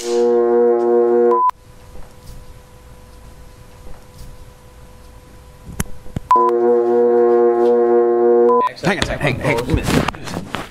What is that, silk? Is that silk? Auditions, take 26.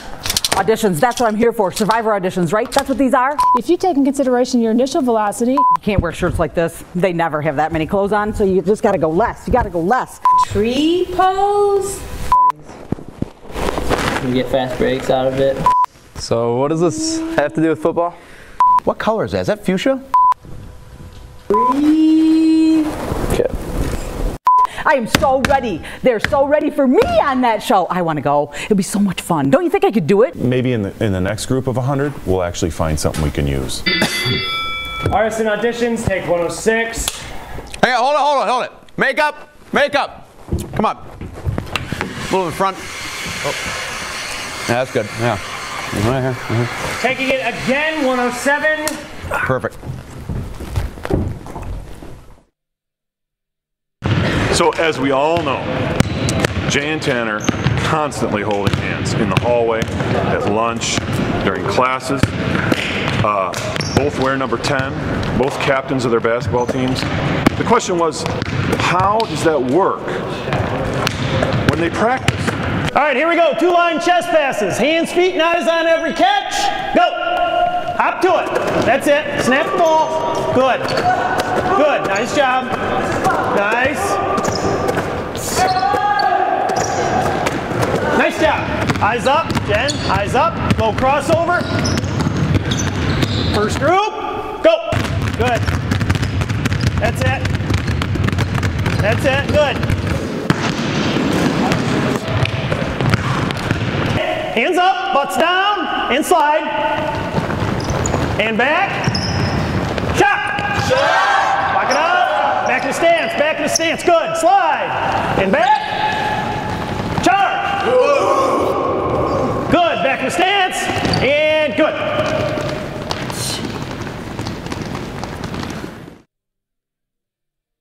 Over 15 different programs, over 1,500 participating students, 11 different hosting school districts, preparing today's youth for tomorrow's workforce. The Charlevoix-Emmett Intermediate School District Career and Technical Education Program. Let us take you inside CHAR-MCTE in 90 seconds. Everyone has fantasized about being behind the stick of an airplane, about sitting in the cockpit at the controls of a jet. Nothing conjures the imagination like flying, and nothing is cooler than being a pilot. But exactly how do you get that training? You must have to go through the military to learn how to fly. There's no way I could start my dream of becoming a pilot in high school. Right? Wrong. Thanks to the Aviation and Science Technology program housed at Pellston Airport, we are able to do exactly that. Through both coursework and hands-on training, we are getting an early takeoff on our flight careers. We are taught the basic engineering and principles of flight, the rules and policies that make air travel safe, and receive amazing training through state-of-the-art flight simulators, as well as the opportunity for actual flying time at the controls of a real aircraft. You can use your feet to keep us right down the center line. Your target is number 9. From chart reading to navigation, from engineering to flight dynamics, from weather to flight controls, from simulators to actual airplanes, we are exposed to it all. Whether we are planning on entering training as military aviators or entering the booming civilian aerospace workforce, the Aviation and Science Technology program allows us to fly above our competitors coming out of high school. All right, 729er Golf, right? 729er 5 Golf. All right, go. Boyne City traffic, Cessna 729er 5 Golf, left base. Niner, Boyne City. Niner, Boyne City. Okay. Thank you for checking out SHARM CTE programming in 90 seconds. For more detailed information on program locations, how to enroll, and programs that might be right for you, visit your local high school counselor or contact the SHARM ISD Career and Technical Education staff.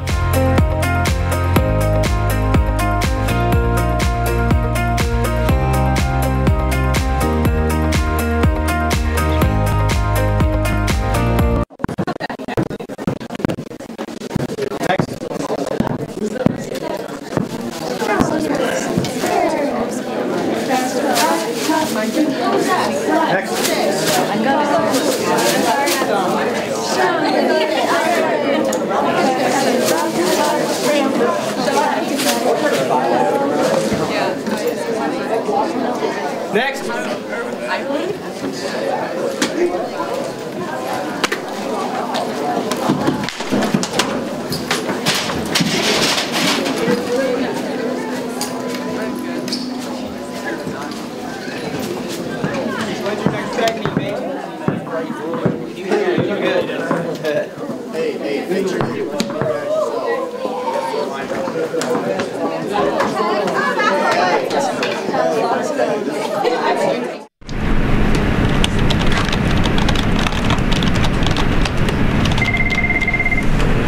Boyne City High School, this is Jen. I can get a message to Thurnis, thanks. Clausen, as fast as you can.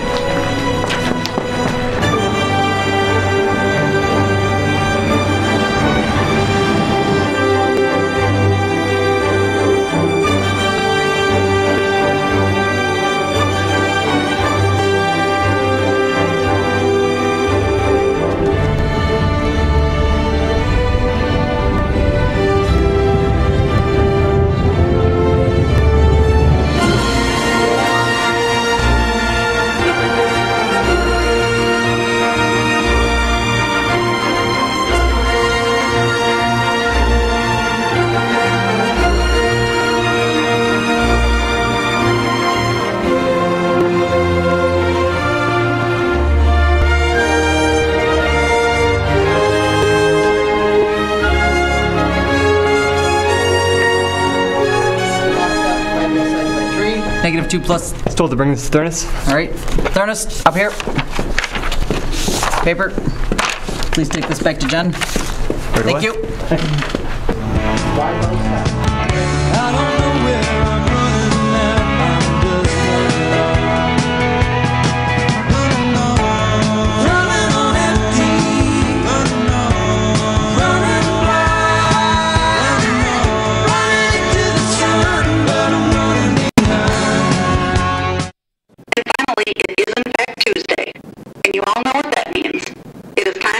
Article 7B, Subclause 21, Amendment F in the BCHS Handbook.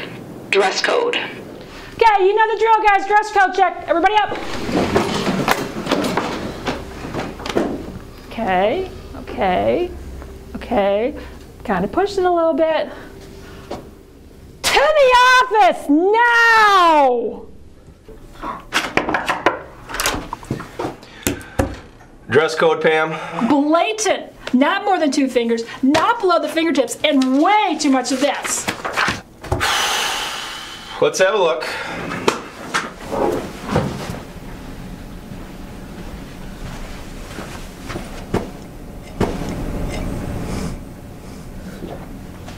I don't see a problem with it. That way.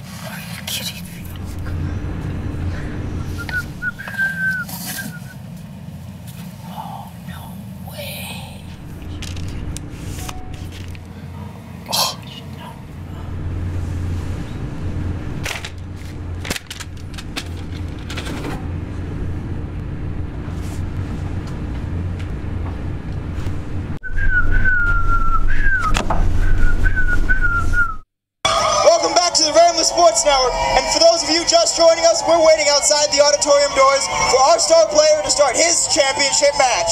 This legendary matchup will start in just a few moments, and as you can see behind us, the fans simply cannot wait for the big moment to arrive. Oh, it's starting! Oh, here we go! The hype is just too much right now.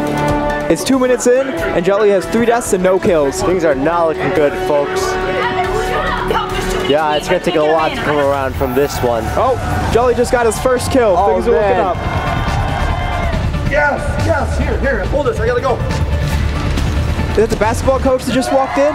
He came in just the right time. The tables are just turning in our favor. If he can turn this around, this will be the biggest upset in Boyne City High School history. You can say that again. Oh, here it goes, here it goes. He just won the game. Oh, victory! Yes, he won! Gosh, I can't believe it, ladies and gentlemen. We are witnessing history right now. This is probably the greatest thing we'll ever see. Oh my God, Jolly has done it! This is the greatest moment in arts and history.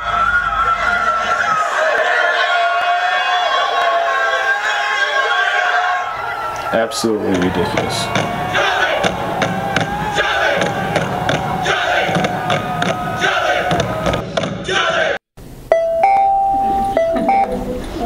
Dude, Pikachu is the best Pokemon. Pikachu was the lame guy.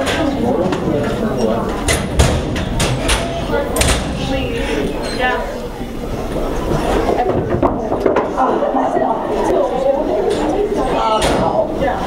Better not.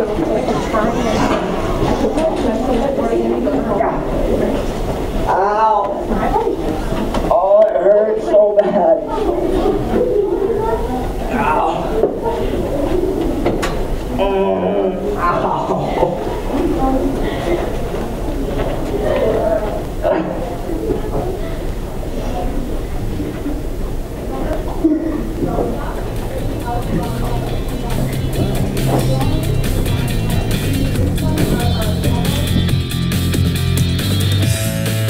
Welcome back to the Rambler Sports Network. We are back for the second game of our doubleheader, the girls' game. Just had a good look at us there on the backboard cam. It's kind of a weird angle. This is kind of like the drone thing here with the peak imaging here. Well, kind of an exciting game going here. Again, Lady Ramblers really rolling right now, really getting into their groove offensively. And they're going up against a Harbor Springs team that is struggling in the conference. And again, another night, hopefully for Boyne City to work on their confidence, work on their offensive production that has been getting better and better every game. That's true. Boyne City is on the rise. This girls program is on the rise, but talked to the girls a little bit before the game, and they had a whole list of items that they are working to improve on, so we're excited to see their progress tonight. Yeah, and if you wanted to surf the web, we have that up as well. So, but yeah, you talk to these girls in class, and they know exactly what they're doing right, what they're doing wrong, and what they're working on. So, again, Julie Redmond has a great job actually getting them prepared to improve in the game.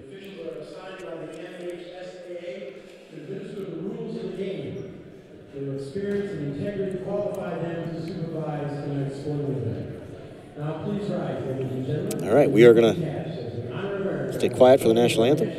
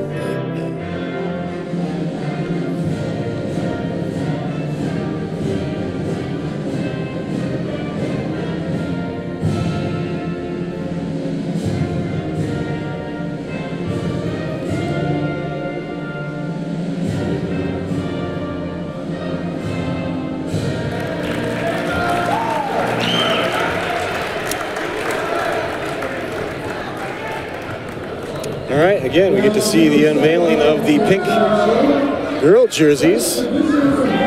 Cool thing, got a 3/4 sleeve there.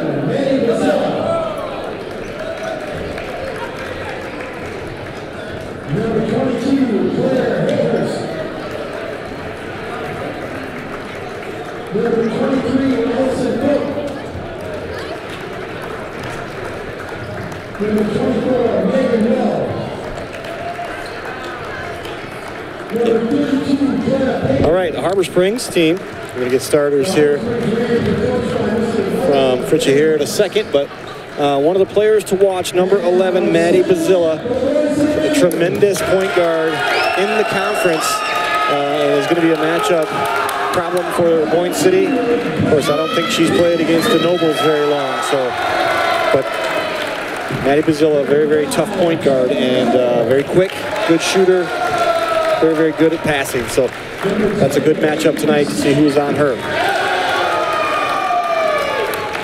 Starting for the Ramblers, Brooklyn Fitzpatrick, Jordan Noble, Avery Statt, Josie Baling, and Reagan May.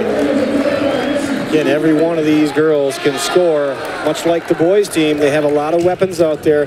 All they've been working on is trying to get fluent in their offensive options. What's there, what to take.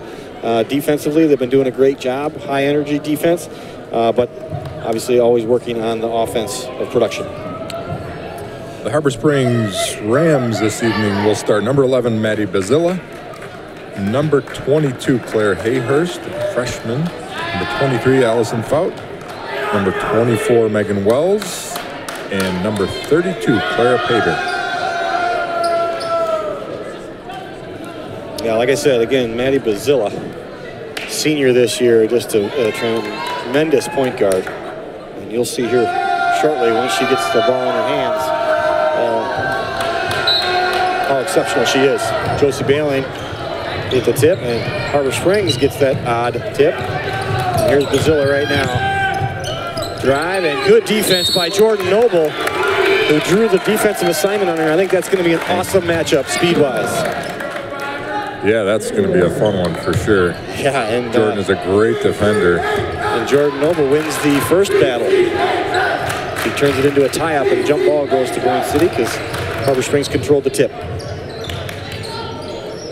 Reagan May, again, that's a shot I think she needs to look for right there. She's not going to find much more open three-point shots. Fitzpatrick with a great pass into Noble, just a little too high. And here comes Harbor. Bazilla leading the way. That one's going to go out. I thought that was a kick ball, but... Well, that was off Noble. In any case, two great defensive plays for her on Maddie Bazilla to start the game. And that's tough when you're that good of a point guard as Bazilla is, and things aren't coming easy to you. It gets frustrating. Yeah, well, we talked about Jordan quite a bit in the last game. There's another defensive play.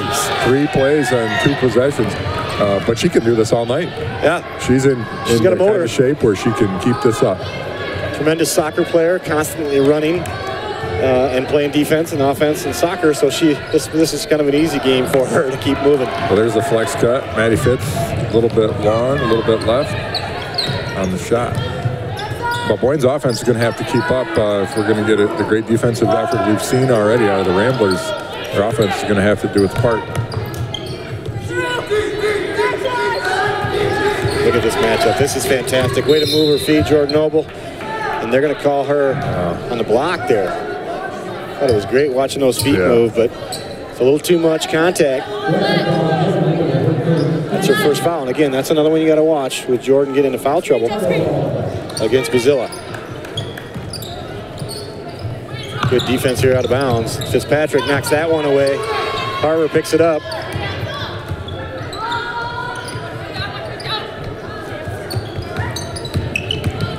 Good help deep there. Baling there looked like a walk. Awkward shot. Avery Statt with the rebound. She's going to push up to Baling, which always works. Missed the shot. Fitzpatrick back up with it. That one's out of bounds to Harbor Springs. That's a good sequence. Aggressive.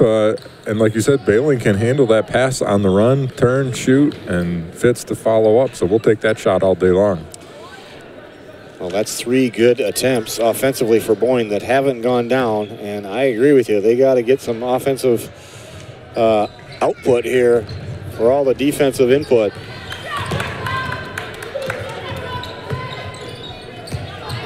Getting straight up, kicks it out to Fout, and that one misses. Here goes Baleen again. Let's see if she can make a layup in transition. Again, too strong. Fits right behind, yep. Seems to be the theme, but miss here, and then they're going to try to slow it down. Oh, Bailey knocked that one away. Now you got numbers. Really good passing so far here from the Ramblers. Yeah, they're moving the ball well. They're just not getting the buckets to fall. But that's all you can do. You'd rather have the good ball movement and have to, get a shot to work to get a shot to fall. There it is. Fitz, that one was a little off balance compared to the other attempt she had. That one's a little off balance, and that one goes down. Great attack for Fitzpatrick. A couple strong dribbles and pull up. Look at her playing defense out here on a guard, moving those feet. Reagan May gets the miss, and there goes great Bailey. Outlet pass. Got Noble behind her. Tough pass. And this has been the formula that's worked for the Lady Ramblers so far this season, is when they can get out in transition and get some easy buckets, get some confidence going, then they can settle into their half court when they need to. But they just keep running this transition fast break if it's there. Well, what makes me nervous is that kid just ate a Hershey's bar off the floor. Wonder who. Oh, that's your kid. That's my kid. Yeah. 3-point shot there by Zilla. Take the early lead, 3-2. Now this is a Boyne City half-court set. What we're looking at, you got Gabus is in there now, giving Bailey a break. Good screener, good shooter. Here's Fitzpatrick, turnaround jumper. That's a great shot. Catches it. Going to her left, turns back to her right, shoots it over her right shoulder out. Almost a little jump hook. Yeah, we got to get that into her arsenal, a little jump hook there. Don't have to turn completely square to the basket. Good drive, good help by Avery Stat. 3-pointer by Fout, that's going to miss. Here goes Jordan Noble with the rebound. Doesn't have numbers, but she's just going to take it right in. It's going to go off. Bazilla. Mass substitution here. Lots of Ramblers coming in. Taylor Noble and Carrie Day coming in. Good thing, deep bench. Concept is to run, run, run. You got to keep them fresh. Good cut by Gabus. But well off the mark on the layup. Wow. Good transition bucket there by Hayhurst. Beating the Ramblers at their own game. Got to get back.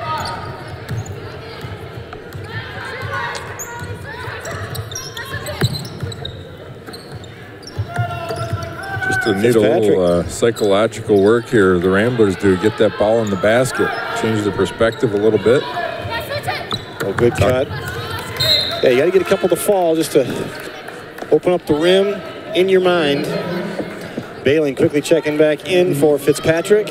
Always keeping fresh legs out there, just rotating the subs in for different people. Oh, great pass. Gave us up.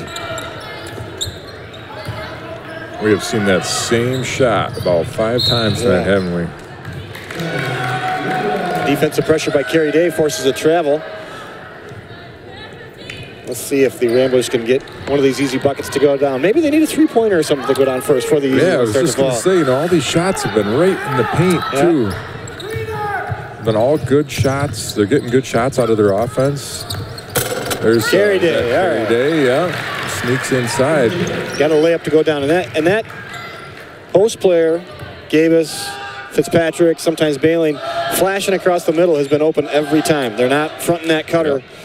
So they could do that all night if they can make that bucket. Good help by Avery Stat, forcing a tough shot by Shepard, and that's going to go out of bounds. It's going to be Harbor Springs ball, but that's great help side defense by Avery Stat. That's something that really hurt them against Charlevoix. Obviously, they've been working on that. They know it's there. They just got to rotate quicker. 5-second call. Bazilla tried to throw it off Taylor Noble real quick, but It was after the 5-second call was already made. Good defense. Great defense. I think that our last comment of the last girls' game was that Jordan Noble had to be the player of the game with her presence and 0 points or whatever it was, and she's on track for that once again. Just hustle plays. There it again. There she was now the cutter coming across, and that's open. If you don't get in front of that cutter, you're either going to give up a layup or you're going to foul them when you're trying to go after that ball through their back. Won't they chug the cutter anymore? Didn't we always teach that, to chug the cutter? Anybody crosses that lane, you better know. Let them know that you're there. Put a forearm right in their shoulder and say, you're not cutting through wide open. Gabus gets it down, pump fakes. Can't get it up. There's Taylor Noble. Miss. Baleen gets the rebound. Not strong enough to put it back up. Kick ball by Bazilla. And they are, Boyne City's getting a lot of good looks that aren't falling. Oh, great job by Baleen. A little hard on that one. And a foul is going to be called.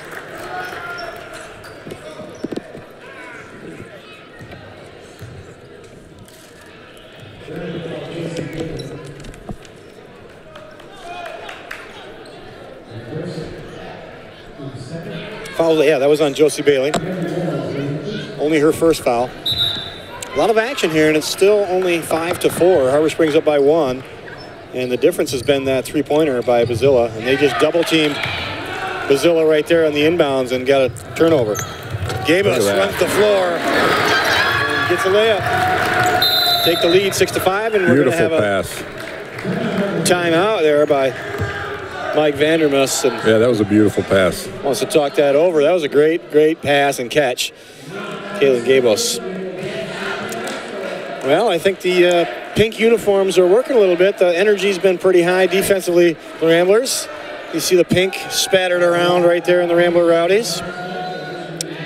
Making sure that they're representing the cancer awareness game.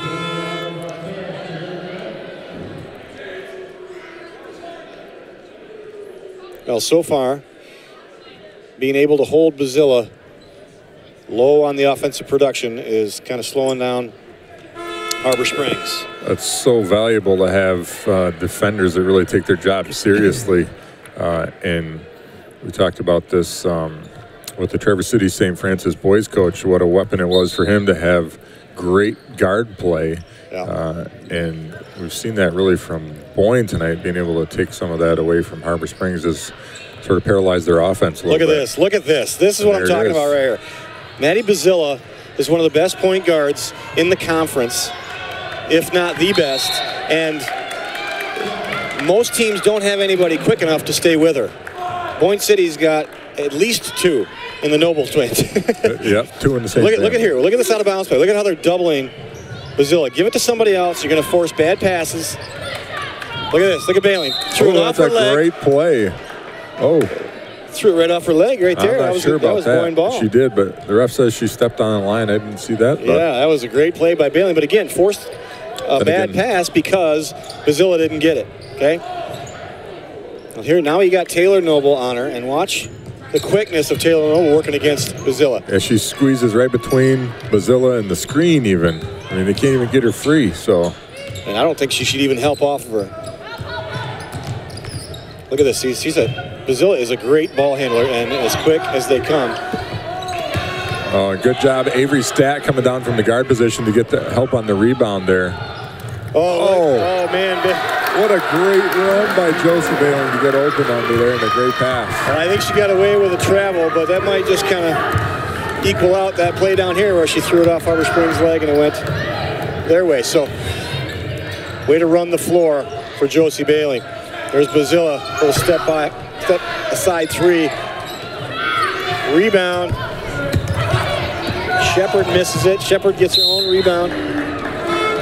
Harbor Springs in a situation where they feel like they have to shoot it when they get an open shot. They got to put it up. I mean, they got somebody in their face all the time. Yeah. So they've taken those last 2 pretty quickly when they were open. I mean, that one here was a 17-footer or something. That's what that. Look at this high-pressure defense right here. They almost got another 5-second call. Finally got it in, and they had 2 defenders all over her. So The defensive pressure for Boyne City has been the key to their success this season. Oh, great pass into Gabus. And a finish. Taylor Noble, way to find her and just get it to her quick. We saw this with the boys game. They start making a couple layups and you realize that those 2 points add up pretty quickly. Yes, they do. Taylor Noble. I wouldn't. Oh man, good block by Bailey, but I think they're going to call Avery Stat maybe on the floor. Oh, no, they're going to call Josie Bailey on that one. Yeah. That's going to be her second foul. Tough call, but. Well, that's another thing we talked about in the boys' games. You have to be, especially if you're Josie Bailey, just jump straight up or just stand straight up. The wingspan of Josie Bailey, and she can stand straight up and cause lots of issues for many shooters. She doesn't need to go up and swing for the fences. Problem is that one was from behind and she was trying to reach over her head and get that shot. The other problem is there were 11 seconds left in that quarter and she already had one, so the payoff for that was not very big. Right. Well, 10-7 now with the free throw. Taylor Noble taking it down in. There's Gabus. She's very aggressive tonight. Lost the handle. Here comes Bazilla throwing it up. Not going to get there, and your first quarter is going to come to an end with the Ramblers up by 3, 10-7. We are going to take a quick break, and we'll be back with your second quarter. You're watching the Rambler Sports Network. We'll be back after this.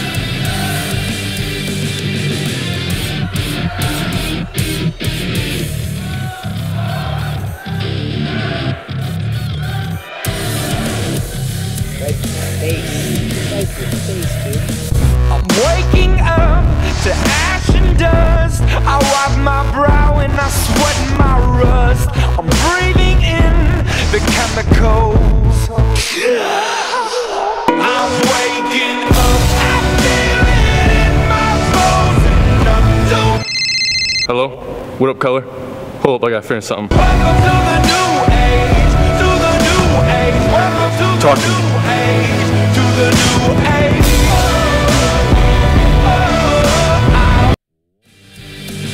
Welcome back to the Rambler Sports Network. With end of the first quarter heavily defended by Boyne City. Boyne City gets the ball to start.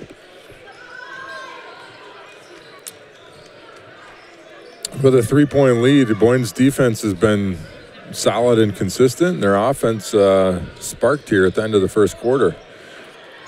There's that cut. Jordan Noble missed, but Harbor's going to come up with that one.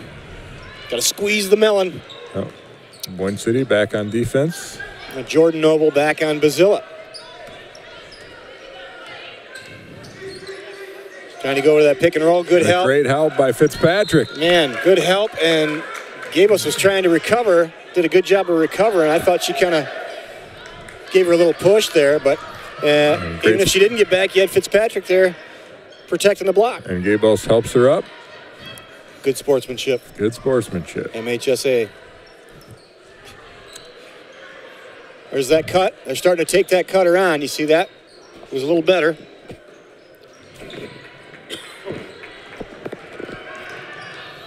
Stat man. Runs her down from behind. Oh, man, that could have been a took foul. a swing at that. That's right. She Noble did take finishes. a swing, but good finish by Jordan Noble. The left hand, nonetheless. So there's a carry. That is a result also of Jordan Noble defense, who got in there on Bazilla in the passing lane, and the passer not able to bring that one back. Well, if you take, you see it pretty clearly right here. If you take Bazilla out of the offense, touching the ball, it gets kind of shaky for Harbor Springs. I mean, they have athletes that can do that stuff, but the confidence level isn't there because Maddie Bazilla usually takes care and leads that offense. There's Reagan May for three, her first attempt. Well, the interesting thing about that is Bazilla is going to figure this out at some point, or at some points she's going to be able to make some things happen. But if you're Harbor Springs, you maybe have to think about bringing the ball up the floor with somebody else. If Noble's going to See, they're doing it again, and now they're going to make a bad pass. There's a steal. And that's the danger of that. So Fitzpatrick needs to get those buckets to fall. Oh, good leave. I don't know if she meant to do that, but a good leave. A good transition bucket there by Harbor Springs. And here comes Boyne. Gave us a little travel. That looked like a good play, although she covered a lot of ground. I don't know. Well, that's tough. You catch the ball. You're looking over your outside shoulder. You catch that ball. You got to be able to turn and then put it down. And she just didn't have enough time. Didn't get the ball down on the floor. And yeah, that or with the pivot made it look like a walk. I thought it was a nice play. Yeah, Gabe is a pretty smart player. Yeah. Good defensive hustle by Avery Stat. Stat getting in on the defense. And there's Hot Sauce Day checked in. Look at this defense right here. I mean, that's close to another 5-second call. We've had almost 3 of those, I think, tonight on that great defense at Boyne City trying to inbound that pass. Look at double teaming Bazilla. Left that wide open back cut, and that's going to be a foul on Avery Stat. That's never a good situation when you let them get that backdoor cut to the basket. You either got to let it go and give up the easy 2, hope they miss maybe, or you foul them from behind, and that's knowing Avery Stat. She's going to go. She's going to go for the ball. Allison foul makes the first one.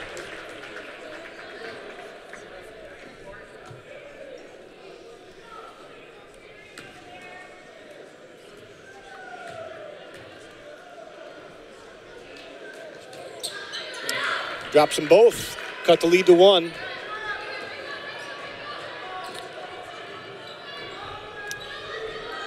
Oh, man, great take by Jordan Noble. Another left-handed finish, too. Beautiful play. She just turns on those afterburners and just blows by people. Yeah, she does a nice job getting her shoulders past the defender and squeezing through those cracks.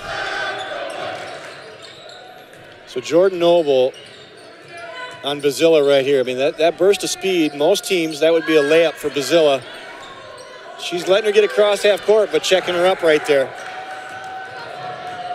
And doing a good job of handling the ball herself when people swiping at her.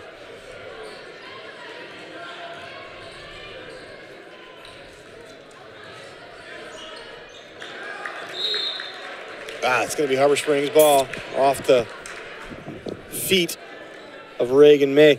Now, the other thing that is great about the Noble twins, besides their lockdown quick defense, as one comes in for the other here, Taylor's checking in for Jordan, is Avery Stat used to be the Maddie Bazilla of our team. Used to be, got to get the ball to her, she's the ball handler, that's it.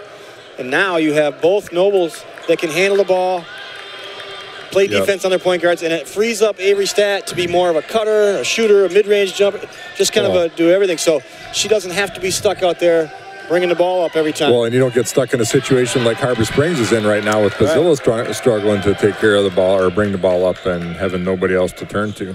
That's what I'm talking about right there. She's able to now just do a nice little crossover, attack the basket, and go to the foul line. The other thing I really like that Coach Redmond's doing right now, it's so tempting to play both Nobles, but it takes a lot of energy to guard a girl like Bazilla, so she's swapping Noble for Noble one after the other, and keeps a fresh defender on her all the time. It's a very noble decision of her to do that, I thought. Noble joke, too. That was great. Yeah. Well done. That was for Suzanne March, who's going to be watching this game later. She's getting home late after middle school drama practice. Does she have Wi-Fi on her sousaphone? I think so. Video capabilities? Yeah, it's going to be tough. She's watching it later, so she can't keep us in check here live. Usually she points out all our screw-ups, so. There's a bad. Look at that. Look at that hustle. Oh, man, she was so close to making that stay in. Wow. You don't realize how fast these Noble twins are. Well, both Stat and Noble. She had Stat and Noble coming behind her. Noble caught her and then almost saved her from going out of bounds. Pretty impressive.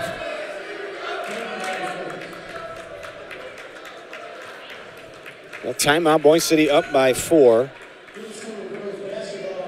And like we said earlier with the boys teams, Boyne City, again, you would expect it from Nick Redmond boys team. He always has so many weapons. You never know who's going to go off at any given time on any given night. And now you have Julie Redmond kind of doing the same same philosophy, same kind of program where you just have a slew of athletes that can all score and score well. So good formula. She learned it from obviously the Redmond basketball family.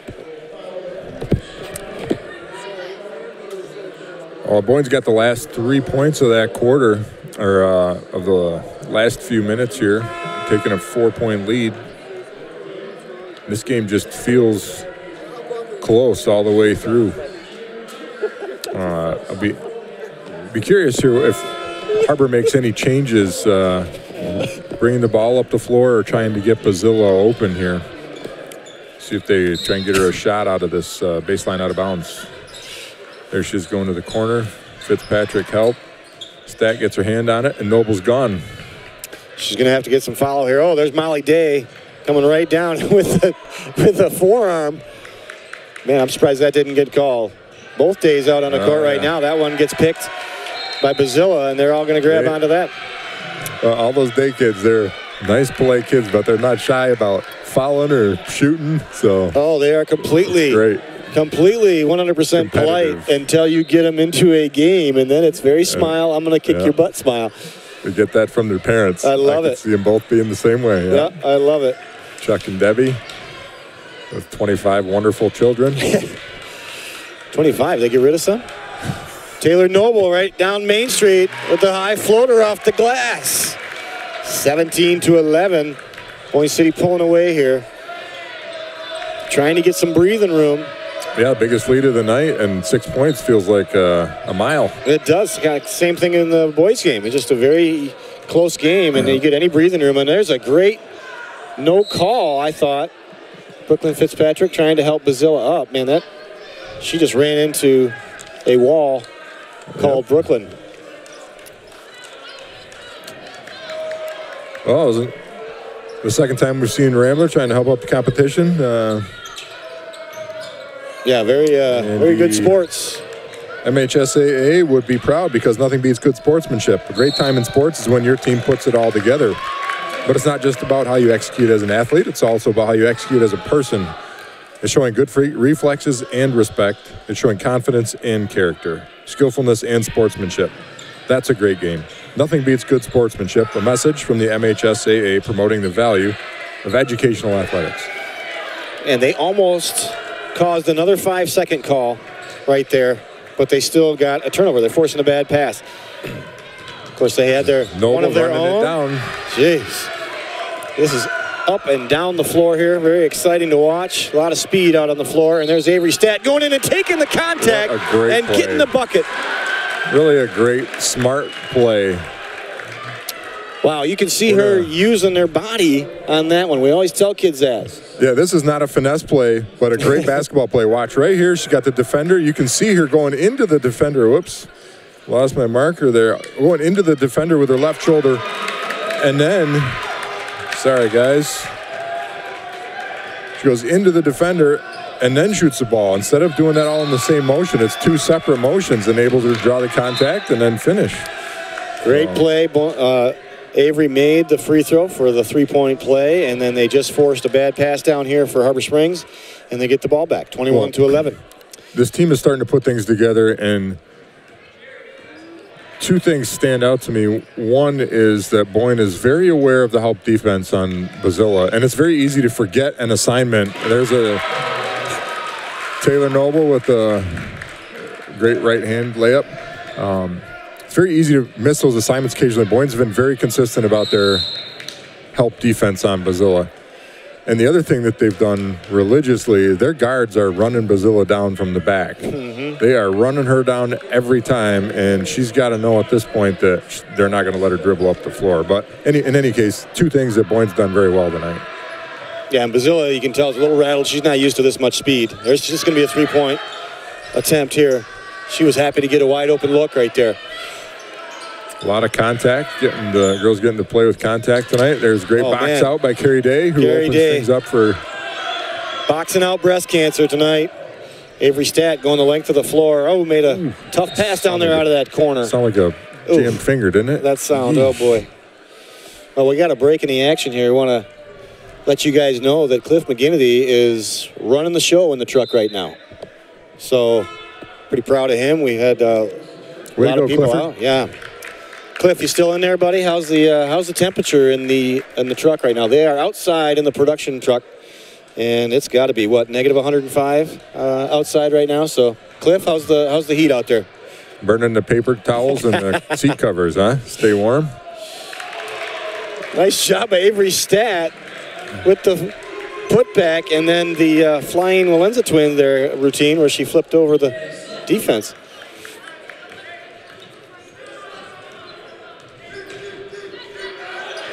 Oh, nice backdoor cut. Nice backdoor cut, and Hayhurst just could not get it to go down. Yeah, Stat harassed her just enough to get that one to roll out of there. Well, we saw it in the boys' game. Again, if you have a defense that's pressuring up in your face, much like Boyne City's been doing all night here, you got to check that back door. There's Stat for three. That one's short. Rebound, Harbor Springs. Here comes Bazilla. And Noble finds her quickly. Again, Boyne doing a nice job getting back. These are all things that Coach Redmond is getting this team to buy into and figure out. They're starting to do more of the little things consistently, and you can see it in their record and their attitude and the scoreboard. 12-point lead all of a sudden. Well, there's a good look of how talented Bazilla is with that crossover dribble and stop and step back and knock down that mid-range jumper. And she just got a sliver of space from Taylor Noble so she could shoot. Avery Stat coming out, Molly Day coming out. Both Nobles on the court now. Both Nobles, one day, a Gabos and a May. Reagan May for three in the corner. A little long this time. Carrie Day with the putback, and she's going to go to the line. Yep, great rebound. Way to go back up with it. Bodies are way back under the hoop. Now, it's real nice when you see last year we were talking about this Rambler squad. Again, they had a lot of the same athletes on the floor as they do right now. But they were adjusting to a new coach, a new system, a very intense system. If you know Julie Redmond and the Redmond family, that's all about basketball, and they know their stuff. So it was hard for the girls to adjust to that. A lot of frustration and stuff last year, but man, they stuck with it, and it's paying off right now. And the best thing that Julie Redmond's got going for her is the buy-in. These kids are buying in now, and then that way you can teach a lot better. There's a slip and a travel by Bazilla. That's a tough call. It is. She's flying. I didn't think that was her pivot foot, but I thought it was her front foot as well.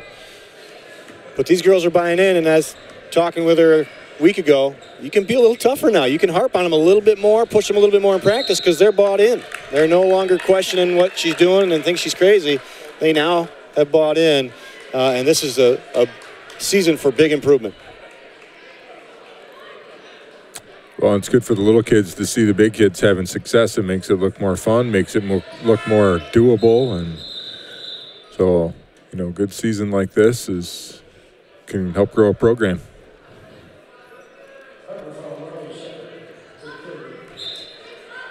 Little issue there with the progression of the game with the foul call. Gabos, nice quick little jumper right there. That's usually her shot.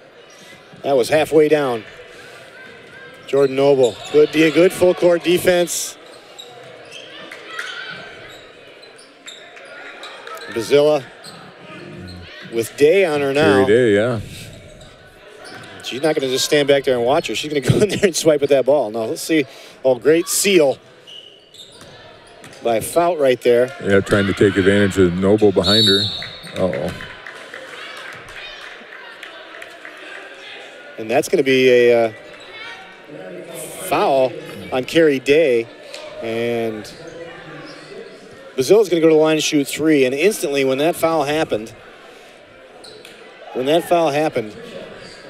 Coach Redmond was barking at Carrie Day saying, Jordan Noble get back on Bazilla.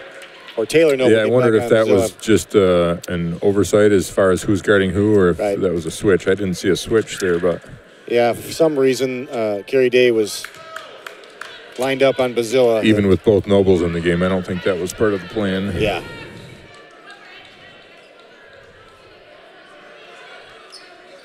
But she was in her face. She was. She was. They weren't giving her an open look. Maybe had a finger in her nose, but definitely in her face. Bazilla knocks it down, 26-15. So how many of those three did she make? One, I think. Reagan May for three. She's trying a hard time finding the range. She's been short on two of them and long on one of them. So she starts knocking them down. Yep, that was a situation where you'd like to get the last shot. Still might, but. Yeah, with this defense, they might get back. There it is, right there. Oh, gonna go down here. Timeout. Good call by Vandermus makes Coach Vandermus. Yeah, good call. Again, Reagan May, 3-point specialist. Yeah, so that's sorry, is that going to be Harbor Springs ball?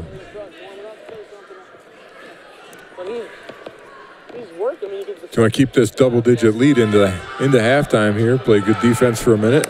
Maybe get a chance at a last-second layup.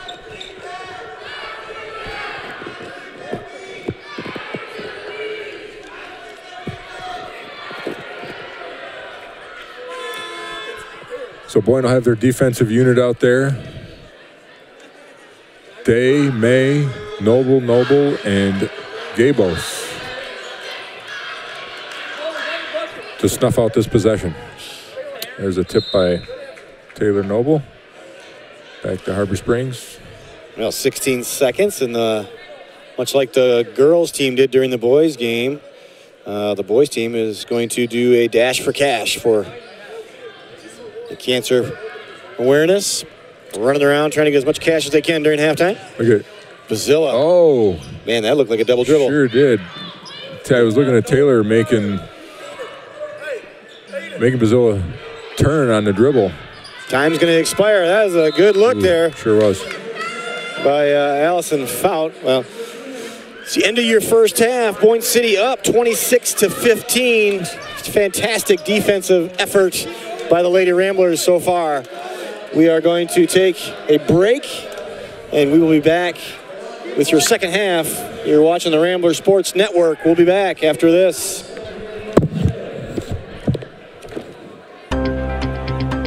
Why do I like to live Boyne? Why do I like to live Boyne? Why am I proud to live Boyne? Why do I love to live Boyne? For the events our town puts on, like Stroll the Streets. It's a great way to meet up with your friends and socialize with new people. Friday nights in the summer, you just can't beat them. My name is Caden Coates. I'm a student at Boyne City High School, and I'm in band and drama.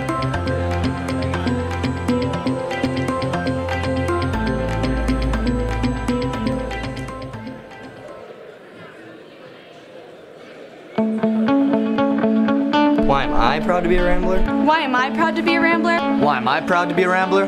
Why am I proud to be a Rambler? I am proud to be a Rambler because of the meaning of our community. To be a part of Boyne City means being a part of a community with great activities and people. Whether it be the town's recent support for Jace's fight for his life in a battle with the flu, the amazing 4th of July parade, or Boyne Thunder. Night in and night out, I am proud to be playing with the word Boyne across my chest. My name is Ada Bream, and I play basketball, golf, and tennis here at Boyne City High School. Boyne City is the best. This is the best. We are the best. We're going to show them that today. We're going to show that we're the best in LMC, not only in sports, but also in fine arts. So let's go out there. Let's show them what we do. 1, 2, 3! Boys up! Boys up! Boys up! Boys up! 1, 2, 3, People always ask. People always ask, what exactly does it mean to be Boyne tough? What exactly does it mean? What exactly does it mean to be Boyne tough? Well, we are here to tell you. We are here to tell you. And can you show people how to do this? This is what it means to be born tough. This is what it means. This is what it means to be born tough. To be born tough. Who ate my porridge? Do you think that's gonna work in these conditions? It's about finding new ways to come together.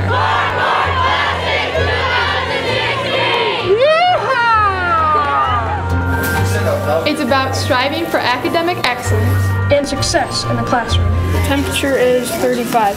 It's about taking risks, innovation, and leading the change. It might be more difficult next year with the 2 types of roofs. It's about access and exposure to the latest technology. A big scoreboard, 3, 2, take replay 48 on DSK2. Scoreboard, take replay.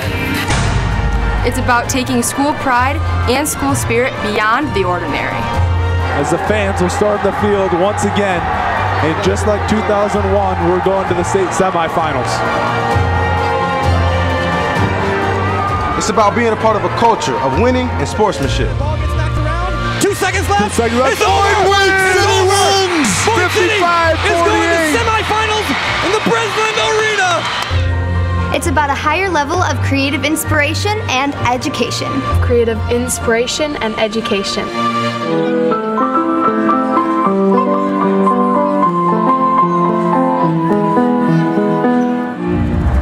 But most of all, it's about learning. It's about learning the hard work. It's about learning. About learning the hard work. About learning the hard work. Dedication and perseverance. To make all of this happen. That is what it means to be born tough. That is what it means to be born tough. That is what it means to be born tough.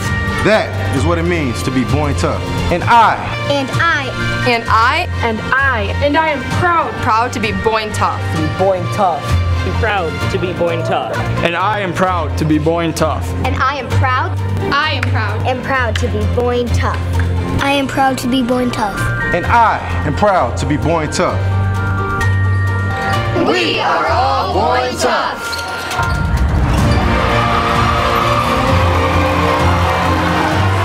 For more information about being born tough, visit us on our website at www.boing.k12.mi.us or give us a call at 231-439-8191.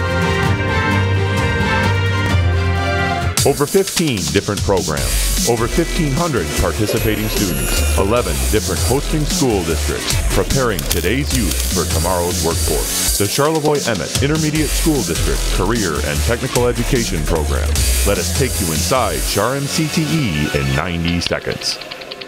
Everyone has stood in awe of an incredible building, looked in amazement at an engineering marvel or gravity-defying bridge, gazed at an object and wondered exactly what makes it work. Do you ever ask yourself who designs these things? How do they come up with those ideas? And how exactly would you get this thing built? If you have ever asked yourself these kinds of questions, the Drafting and Design Technology program is probably right for you. And we draw them in SolidWorks down there, and then we send that file into G-code, and that will send straight to the printer, and then you got your design, and then you got your object. Housed in 4 different locations throughout Charm, the Drafting and Design Technology program introduces us to the fundamentals of drafting and the incredibly powerful world of computer-aided design. We are taught not only the techniques behind drawing and interpreting, architectural and mechanical sketches and concepts, but also their basic engineering principles. We are learning skills to be tomorrow's engineers, draftsmen, architects, and interior designers. And we will be designing the future world we live in. From commercial building architecture and residential blueprint design to AutoCAD and SolidWorks, from the basics of mechanical drafting to the latest in 3D printing, we experience it all. Whether we are planning to enter any of the multiple disciplines of the engineering field or designing the houses and buildings of tomorrow, the Drafting and Design Technology program allows us to more than measure up to our competitors as we enter post-secondary education. Thank you for checking out SHARM CTE programming in 90 seconds. For more detailed information on program locations, how to enroll, and programs that might be right for you, visit your local high school counselor or contact the SHARM ISD Career and Technical Education staff.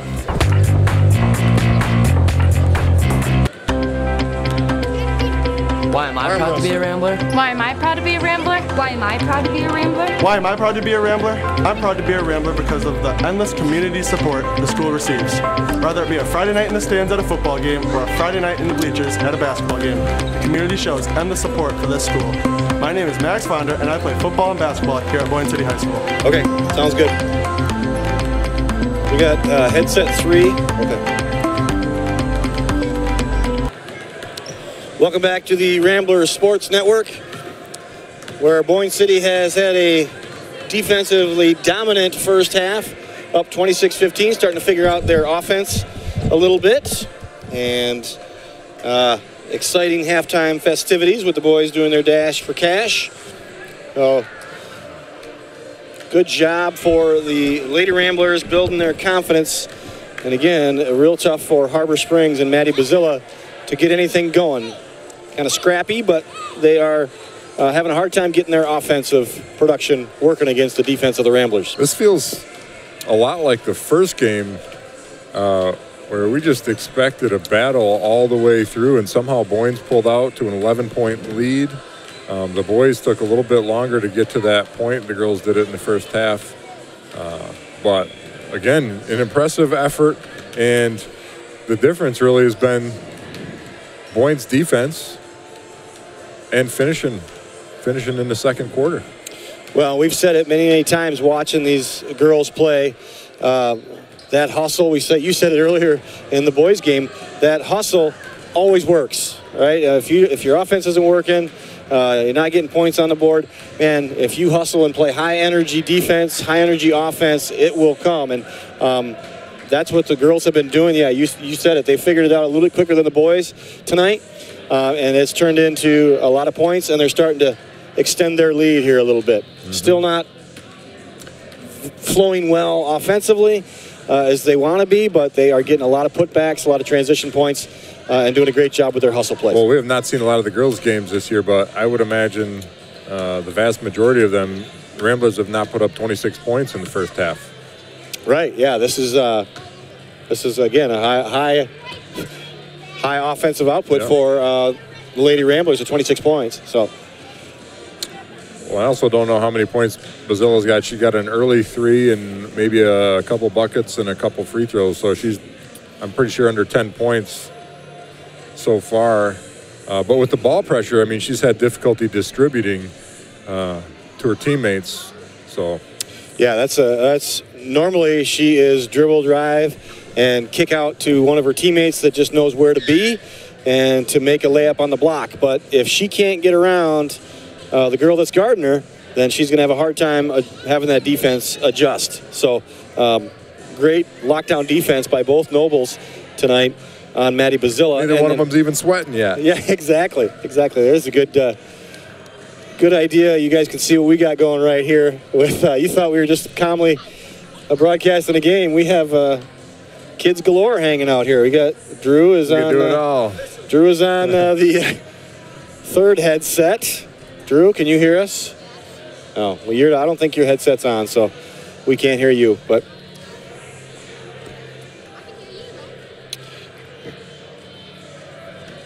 well, you look good on TV. That's the important part. That's right. You look good with that headset on, even though it's not on. Oh.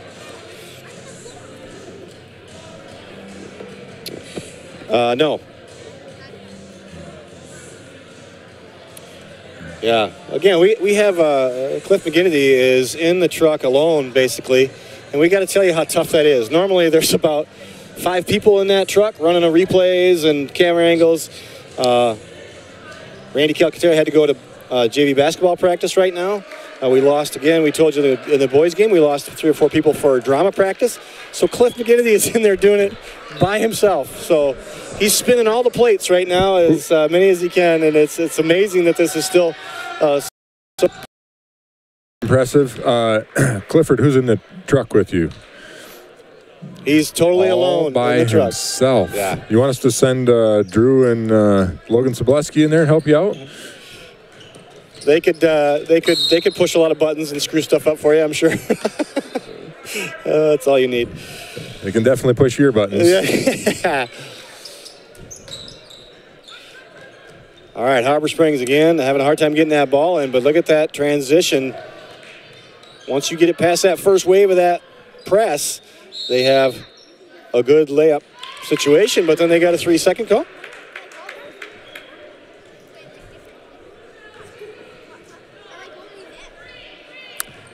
Well, Mapont has got a nice bow tie up there behind the camera at half court. You want us to send his bow tie into you, Cliff, help you out, make you feel better? We can do that. Yeah, Xander was our sideline reporter, all decked out in pink with a pink bow tie. Here's Fitzpatrick, nice. Screen and roll. Fitzpatrick had a nice screen, nice roll. Couldn't get the finish. Yeah, we had Xander all set up, sideline reporting. You saw him during the guys' game. He was doing a great job. And then, man, massive fallout of people dropping to go to drama and stuff. And so he got stuck behind a camera now. Now he's up there. He's our best-dressed cameraman that we got tonight. Who's going to bring us our snacks? No kidding. Speaking of snacks, Max Vandra walking by with his bag of French fries. We need more McDonald's. So.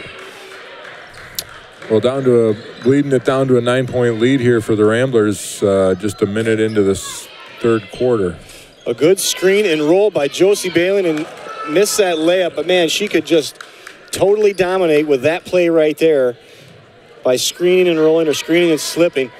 It almost looks like that's something that Coach Redmond drew up at halftime. She's run one for Fitz and one for Bailing here in her last couple possessions to start the quarter. Oh, good steal by Reagan May. She's going to get an easy layup right here. Oh, and she just got enough contact to miss that. And then she's going to get a foul. And she right now, in her head, is kicking herself that she missed that easy layup. She thought what I thought, which is there's a foul coming. Yep, she was leaning in, waiting for the contact, and then she did that cardinal sin of missing the layup and then going over the back or fouling the rebounder. That's only her first foul.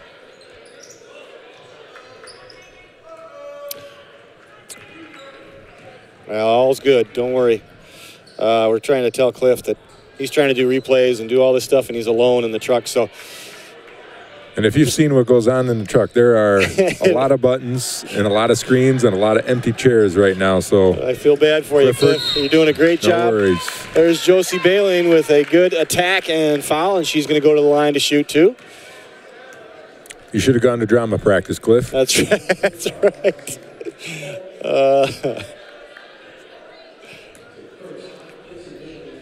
Probably in there doing his math homework too. Yeah, he's probably taking care of business. Bailey a little short on the free throw.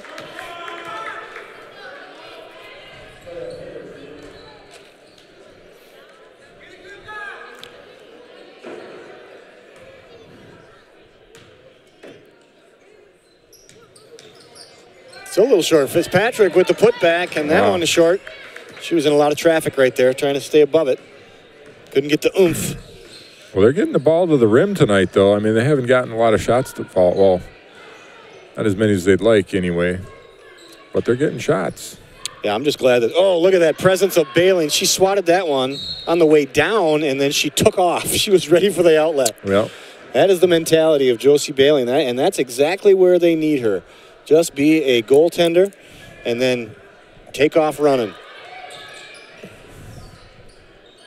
Look at this defense again. They're going to get close to another 5-second call. Yeah, we've seen 2 of those on Harbor tonight. We haven't seen any this year yet, I don't think. Good defense. Yep. Forces a tough shot, uncomfortable shot, another uncomfortable shot by Bazilla. Just got to get a rebound here. There it is. That saves that one. Reagan May, there's going to be a lob into Fitzpatrick, and that was a nice pass. Great pass. Just a little air underneath it. Yep. Only Fitzpatrick could get it. And there's Avery Stat with a steal. She can be aggressive going to the hole. Very nice. My goodness, Cliff has dialed up a replay out of the truck. A fantastic job. Look at this. So look at just a great pass. She reads both defenders. Nice job, Cliff. That was nicely done. I don't know how you're doing that, Cliff. I really don't. That's amazing. Fits, yeah. He must just have that chair sliding on wheels, been there just back and forth all the panels. Good pass into Gabus. Good fake. Got to get some legs. Oh, man, good attempt by Fitzpatrick with a putback. Yeah. A little too much arm on the block. Couple of good offensive rebounds. Both teams doing well on the offensive boards. Harbor with a couple at the other end, Boyne a couple down here. And that's 3 fouls on Allison Faut. Nice. Yes. Most of the boys' team over there in the bleachers, cheering the girls on. We like to see that, especially on switch night. Flip-flop with the girls playing after the boys. What's the arc on this free throw here? Look at that. It's beautiful. Good rotation, great arc, and great Gabos underneath it for the rebound.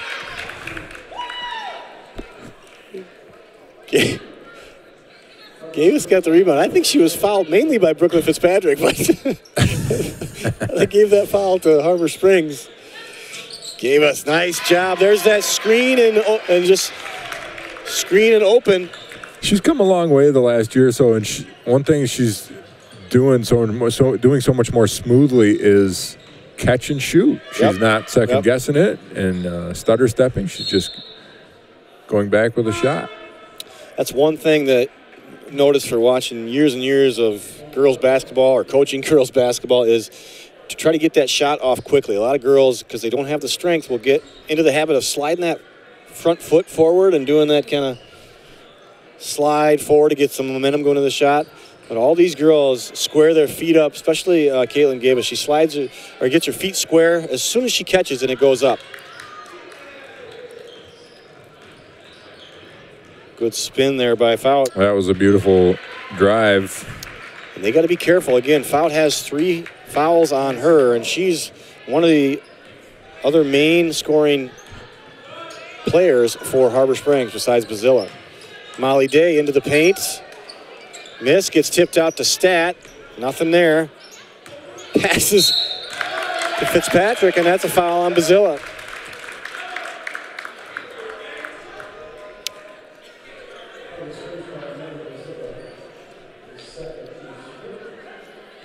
Look at the scrum down here. That's a nice place.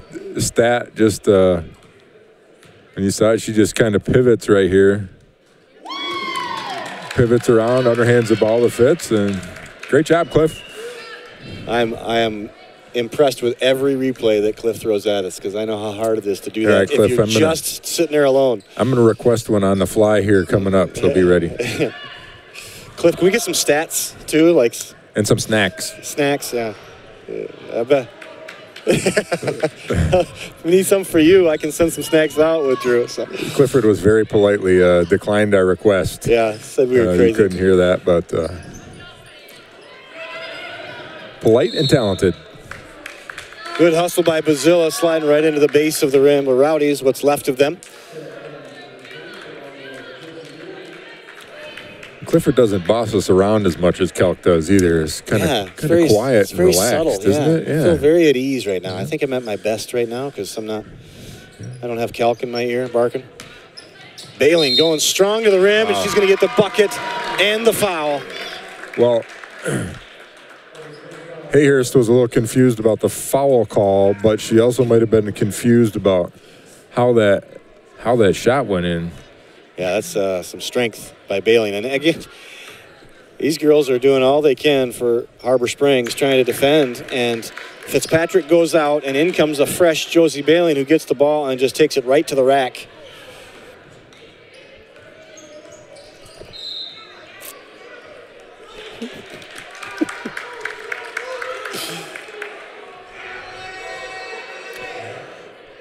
Well, I've said it 3.5 times, but I'm impressed with the effort from Boyne City tonight. The organization, coaching, all of it looks really pretty good right now. It does. They have it going in the right direction, and a lot of us didn't expect this much success this soon. We knew we'd see a lot of growth this year, but I didn't think we'd see this much success. So. Hey.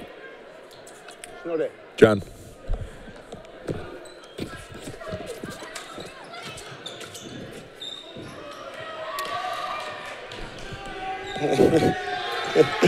Right now, sorry, we got a little quiet there. Right now, the student body is just figuring out that school has been called off for tomorrow with the inclement weather that's been hitting us all week. So it's really pretty disappointing. We had got back in the classroom today and got things organized again. Yeah. But got things rolling, and then it's going to be off again tomorrow. So this winter weather has really been relentless. This is the best way I can describe it. We're used to lots of snow, lots of ice, whatever, but man, it just won't quit. Yeah, this happens every year. We get a week of this, low temperatures and snow. It just this year it seemed like it was never going to happen. Yeah. We were sun-tanning in December. There goes Molly Day. Yeah, look at the crossover dribble, the dish to Bailing. She got hit in the face. I think she got away with another walk I think she got smoked in the face. She might be bleeding, and then walked and somehow got to, she's bleeding. You don't want to anger her. Yeah, they got a call. Turning her pink jersey red. Harbor Springs calls a timeout. It's a full timeout, which is good because Fitzpatrick can check in for Bailing, who got smacked in the mouth. So it's going to be announced right now. Right now, they're announcing it over the loudspeaker of a snow day. So just calm down. Look at how excited these kids are of another snow day. Cliff, did you hear that? Another snow day. So you can spend the whole night in the truck if you would like. I don't know how much heat you got out there. I don't know if it lasts through the night, but you don't have to get up tomorrow to go to school. You've earned a day off, Cliff. You're fantastic in there all along. Before you get out of that trailer, you're going to have to shovel your way out. So. Yeah, he might be locked in. Yeah, it's official. We have been called off for tomorrow. So, what do you got? Things what are you doing in back there, Cliff? He says he's not paying attention. Missed the announcement. Yeah. Yeah, you got your hands full out there. We understand that you missed the announcement of a snow day. So sorry, we have a conversation going on with Cliff McGinnity in the truck there. You can't hear him, but he's singing a little song about the snow day tomorrow and about all the work he has to do yet here in this game with 2:30 left in the third quarter. Caitlin Gabus going to go coast to coast, coast to coast. I don't think she ever had full control of that ball the entire time, but man, she made a good finish. That was fantastic, coast to coast. And there's another coast to coast with Bazilla. Well, she's feeling the pressure now to make something happen. That was a coast to coast, like you said, and she didn't get it to fall. But the defensive pressure from Boyne has really made things difficult. So Cliff's dialing up a repay. We'll figure out what this is on the fly here. There's the Gabos play. Yep. Well, it looks, at least in reverse, it looked like a lot of steps. That didn't look quite as bad, but that was great. That was really a nice finish. I mean, she's a strong kid, and she went right to the rim, accepted the contact. That was like Dylan Shulock in the boys' game earlier, where hey, if no one's going to stop the ball, I'm just going to take it all the way right to the rim. And that's what happened for Caitlin Gabus right there. Good backdoor cut. Again, met by a bunch of Ramblers. Carrie Day lets her girl go by her, but luckily misses that layup. Well, this game has had quite a bit of contact. I mean, I think the refs have really done a nice job. They've been very even as far as what they've allowed and not allowed. But the advantage has been to Boyne City. I mean, Boyne City's been a more physical team. Gabos, Fitzpatrick play well like that. Well, another observation through many years of watching basketball is the more aggressive team with intentions will not get their fouls called. So we would watch teams, you're thinking, man, we're getting fouled all the time. But if you're not aggressive and don't play aggressive, you won't get those calls. So you can see Boyne City tonight is playing with intention. They know what they're doing.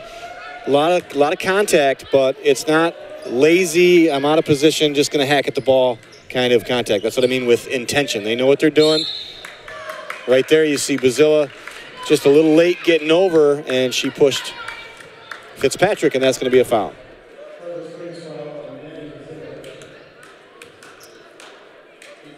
And Brooklyn's going to go to the free throw line.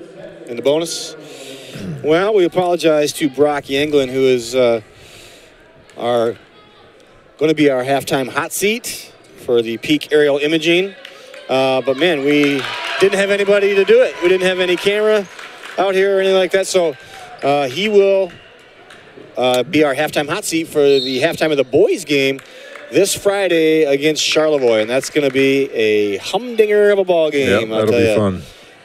The Rambler Rowdies are going to be in a whiteout, much like it is right now outside. And they are pumped and ready to go for that Charlevoix game. They want a little revenge after Charlevoix beat the Ramblers their place. Yep, it's nice the boys got through tonight, and they can spend a couple days looking forward to that one. Yeah.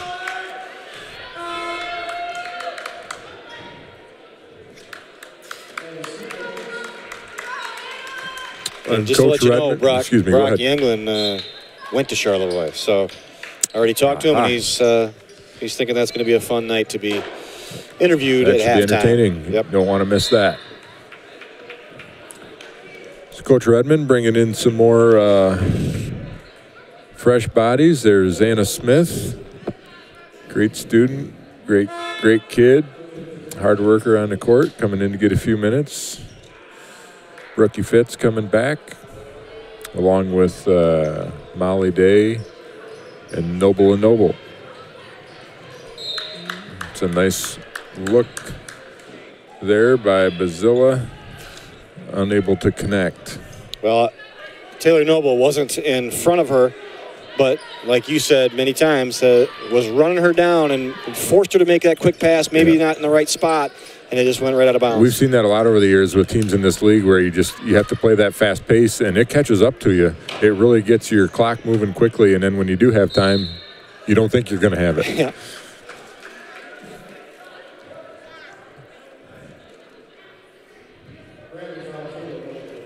When Harbor Springs getting tired, you can see it on the court, and you can see it on the foul count too. With 40 seconds left in the third quarter, Harbor Springs got 9 fouls and a bloody Bazilla.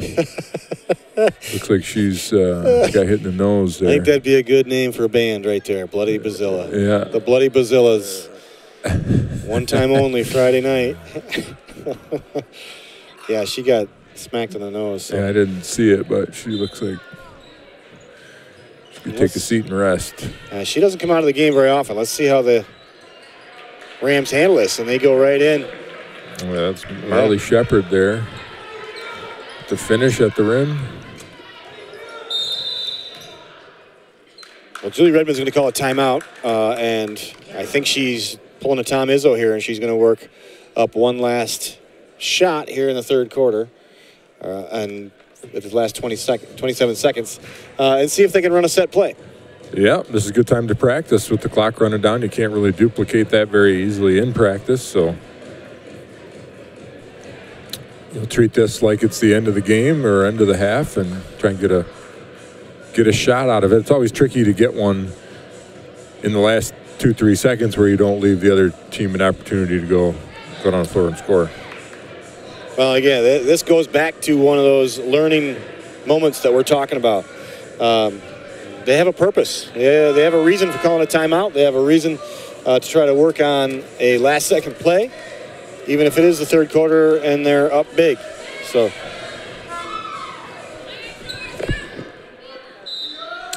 So 27 seconds left. We'll see what the Ramblers draw up here. As we try to figure out what's going on.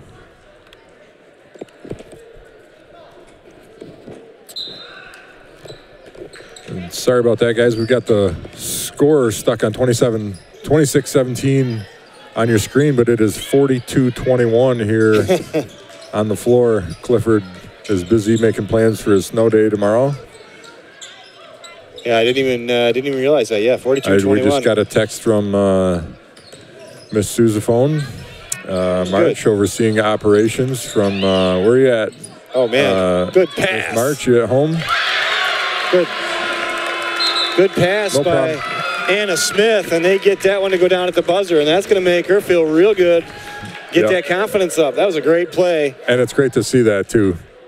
Yep. Again, that's part of the buy-in process. Some of these girls that don't get a lot of time on the floor, you get them in there and they get some success, and it makes it all worthwhile, all that hard work. And it's great for Coach Redmond, too, who just put her in the game here a minute ago, less than a minute ago, 40 seconds left, and put her in and got her a basket, and the team's excited for her, so that's all good.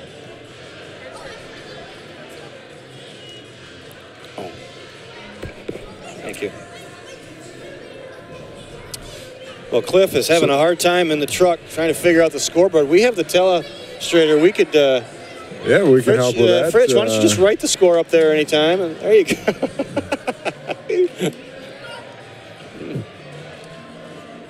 There you go. Yeah, we're trying to just help you out, Cliff. Take out one of the 47 jobs you have in there. It's hard for you to write that small. Writing on there is kind of like trying to brush my teeth with a floor broom. Hard to get those sausage fingers to write that small. Hey, now. That's true, but come on. I'm sorry. That makes you hungry, doesn't it? It's pretty hungry in here. It is. It smells hungry.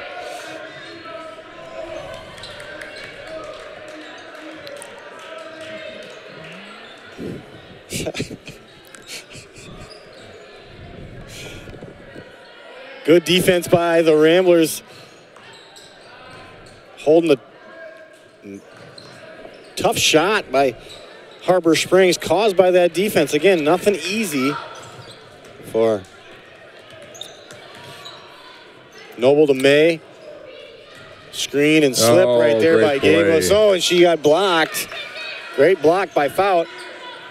That's that screen and slip. I love that screen and slip. I mean, it is a quick hit and play. You got to be ready to catch as soon as you slip that screen. We've seen that a few times tonight, a number of times tonight, and that's got to be something that Coach Redmond is working on in practice. Nice job, Cliff and Napont with the scoreboard improvements. And back to a live score. Napont has been pulled from cameraman, and now he's in the truck. Putting out fires. Cliff, yeah. Nice job. Or putting out Cliff. I don't think they want Cliff to. Cliff doesn't want them putting out fires. The fire's okay. He's staying warm out there. Yep. There's Napont taking a run back up to his camera spot. Nice job, Napont. Team effort here. Yep.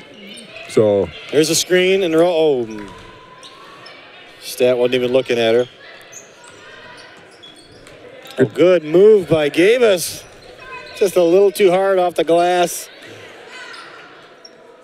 Harbor Springs comes up with it, and here comes Bazilla, and Jordan's got to get on her. So, yeah, just to let you guys know what was going on. Clifford's in the truck there by himself, and Napont, I see you up there. Nice job. Got the headphones on. Heard that we were having trouble with the scoreboard, so he put down his camera, ran down to the truck, took care of it, and he just hustled back to his spot. So it's kind of what happens here, especially with Calc out. The kids just pick up for each other. It's good stuff. Nice job, guys. Yeah, that's fantastic team effort. That's what we're saying, on the court and off. It's a Rambler team here. And he did all that with a pink bow tie. He did. Fantastic looking bow tie.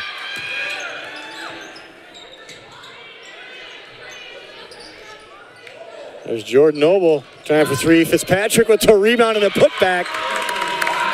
46-21. And the oh man, and Hayhurst just stepped over the line. That's a killer right there. Things sort of snowballing a little bit for Harbor Springs. They got a long ride back home. They're probably not going to pull this one out. And good steal. There we go, just like that. They make another play. Marley Shepard with a long reach intercepts the inbounds pass. Well, they probably won't have school tomorrow either, but it's one of those days where it's brutally cold and windy tomorrow. So yeah, I think most of Michigan will be closed tomorrow. Yeah, much like Monday. My kids down in Lowell have their third straight snow day. Oh my gosh. Good passing between Fitzpatrick and Gabos, but need to be a little bit sharper on the layup shooting. Gabos finally gets it to go down, but man, she's got 27 misses tonight, but she's also probably got 27 points and 27 rebounds. So she had a good night. Padding her stats. There we go.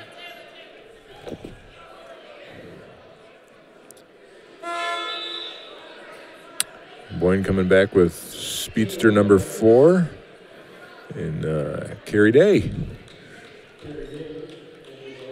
for Jordan Noble and Reagan May. Keeping them fresh. I mean, it's working great. I mean, they have enough people. They don't have a dip productive-wise when they put these subs in. I mean, that's the beauty of depth on the team, is if you put people in, you don't lose anything. Taylor Noble giving Bazilla a little bit of her own medicine. Nice soft jumper, miss. Fitzpatrick right back up with it. Miss. Carrie Day. Get blocked. Oh my goodness, Fitzpatrick rips the rebound. Goes to Taylor Noble, and that one's a little short, but the save by Fitzpatrick. Oh my gosh. Down. Fantastic energy here on this offensive series. Oh, there's a little double dribble, was it? Like a double dribble, yep. Yeah. Good call, Fritsch, coming right at you. Well, it's good to see her getting some playing time. A little bit more than we've seen recently. Well, at least the last couple games that we've done. Yeah, she's really coming on strong, Carrie Day.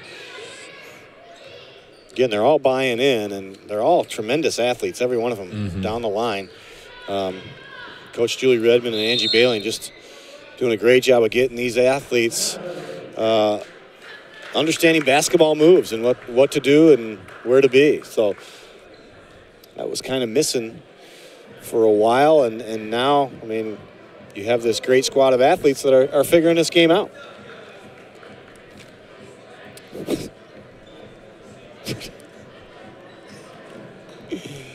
Well, again, we remind you our next broadcast will be this Friday, and it'll be a big whiteout game for the Rambler Rowdies against Charlevoix.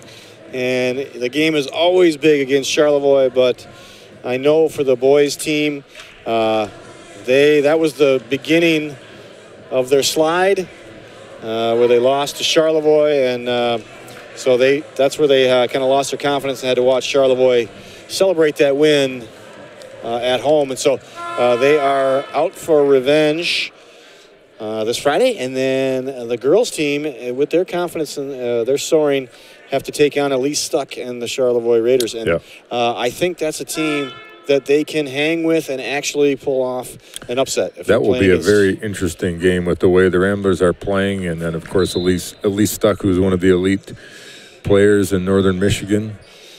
Yeah, and that game, I was at that game in Charlevoix, and defensively, the Ramblers that night were one step behind. And we've seen here tonight, the defensive pace has picked up. They know where they're supposed to be. They're dropping backside, help side. They're doing all those things that they got beat on for about 16 points, as I was counting in my head at that Charlevoix game. And when you got somebody like Elise Stuck who can pass that ball from anywhere on the court, you will, if you're out of position, she's going to make you pay. So hopefully the girls have figured out their defensive woes, and looks like they have here tonight. And it's going to be a heck of a ball game on Friday. Well, I want to take a moment to thank all of our sponsors for this evening. That's Peak Imaging, WB Builders, My News 26, Wolverine Power Cooperative, and Great Lakes Energy, who have done a lot to help make this possible, this broadcast on this snowy evening. For those of you that are home watching this on your TVs, on your computers, your screens are probably tuned correctly. The Ramblers are wearing their pink uniforms tonight in honor of cancer awareness, so you don't need to adjust that. But in any case, we're grateful to our sponsors, grateful to the kids here working on this snow day eve. There's Gabus with a strip, and see if she can go coast to coast again. Oh, had the fake, but just lost it on the fake. Avery Stat to run it down. Yeah, and once again, the speed of the Ramblers is apparent, and just being able to run that ball down so easily, could easily have been a turnover, but speed is certainly an equalizer, and in this case, putting the Ramblers over the top. Confidence building now. You look at these girls, these Ramblers, and everyone in their eyes, they're looking to attack that basket. That's what confidence will bring you, and that's going to open up a lot of other things.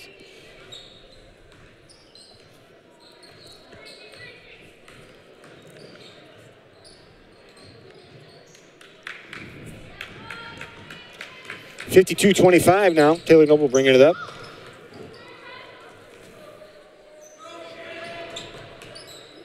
This is where you burn some clock. Again, Gabos has had a great night tonight. The Ramblers defensively all around have been really very good. Help defense from Gabos and Fitzpatrick. Full court defense from Noble, and Stat.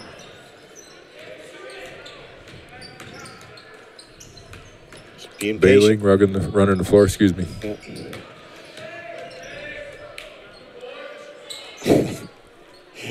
Fitzpatrick, I'm always amazed at how she can get a shot off at any angle. Twisting, falling backwards, pretty people impressive. in her face. I mean, she could get a shot up. I mean, they're not pretty a lot of times, but I don't think I could even get that shot up right there that she just took. How does she do that? And most of the time, she gets them to go down. Yeah, she's pretty good at getting it on target, giving it a chance, as they say in golf, right? Yeah, and she keeps running it above, past the hole. Keeps it above her head. That's one of the great things when you're playing down in the post, is to keep that ball above your head, and she does that.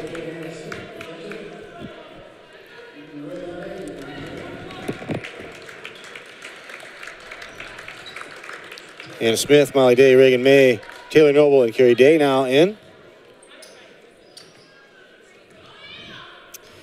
Again, the other game that Point City has lost was the Elk Rapids game. That was another game that was postponed, had a power outage right in the first quarter of that girls' game in Elk Rapids, and then played it the next day, so kind of screwed up the flow, and the girls were saying that they lost by 5 or 6 points, and a lot of it was just simple turnovers, a lot of them right there in the final minutes of the game. So another good one that could come down for conference standings. Anna Smith having a hard time handling that pass, goes right into Shepard's hands. She's going to go coast to coast. Well, she was in the right spot, though, running right down the middle of that lane. He was. That was great. Hayhurst with the follow. Long pass down to Smith. Soft little jumper right there. Under a minute to go. An impressive outing for the Lady Ramblers. 52-27. That's some offensive production right there. Yeah. Molly Day with a steal. Look out. Here comes Bazilla. She did a nice job just to get that shot off. Coach Redmond wants the girls to slow things down, and Chuck's over there laughing because the girls just want to play. That's what I'm saying. Every one of them looks to attack the rim. I don't think they could stall, not because they don't know how, because they just don't want to. You can put somebody else in, but they're not going to do it either. Yeah. Okay. Reagan May will hold it up. So that's a good win. We wondered what we were going to see out of the Ramblers on this cold night and out of the Rams, but thanks for tuning in. Thanks for all our sponsors for making this all possible. Again, next broadcast will be Friday night here in the Wheelhouse against Charlevoix. Thanks for tuning in here tonight. Hope to see you on Friday. Good luck and stay warm from the Rambler Sports Network. See you Friday.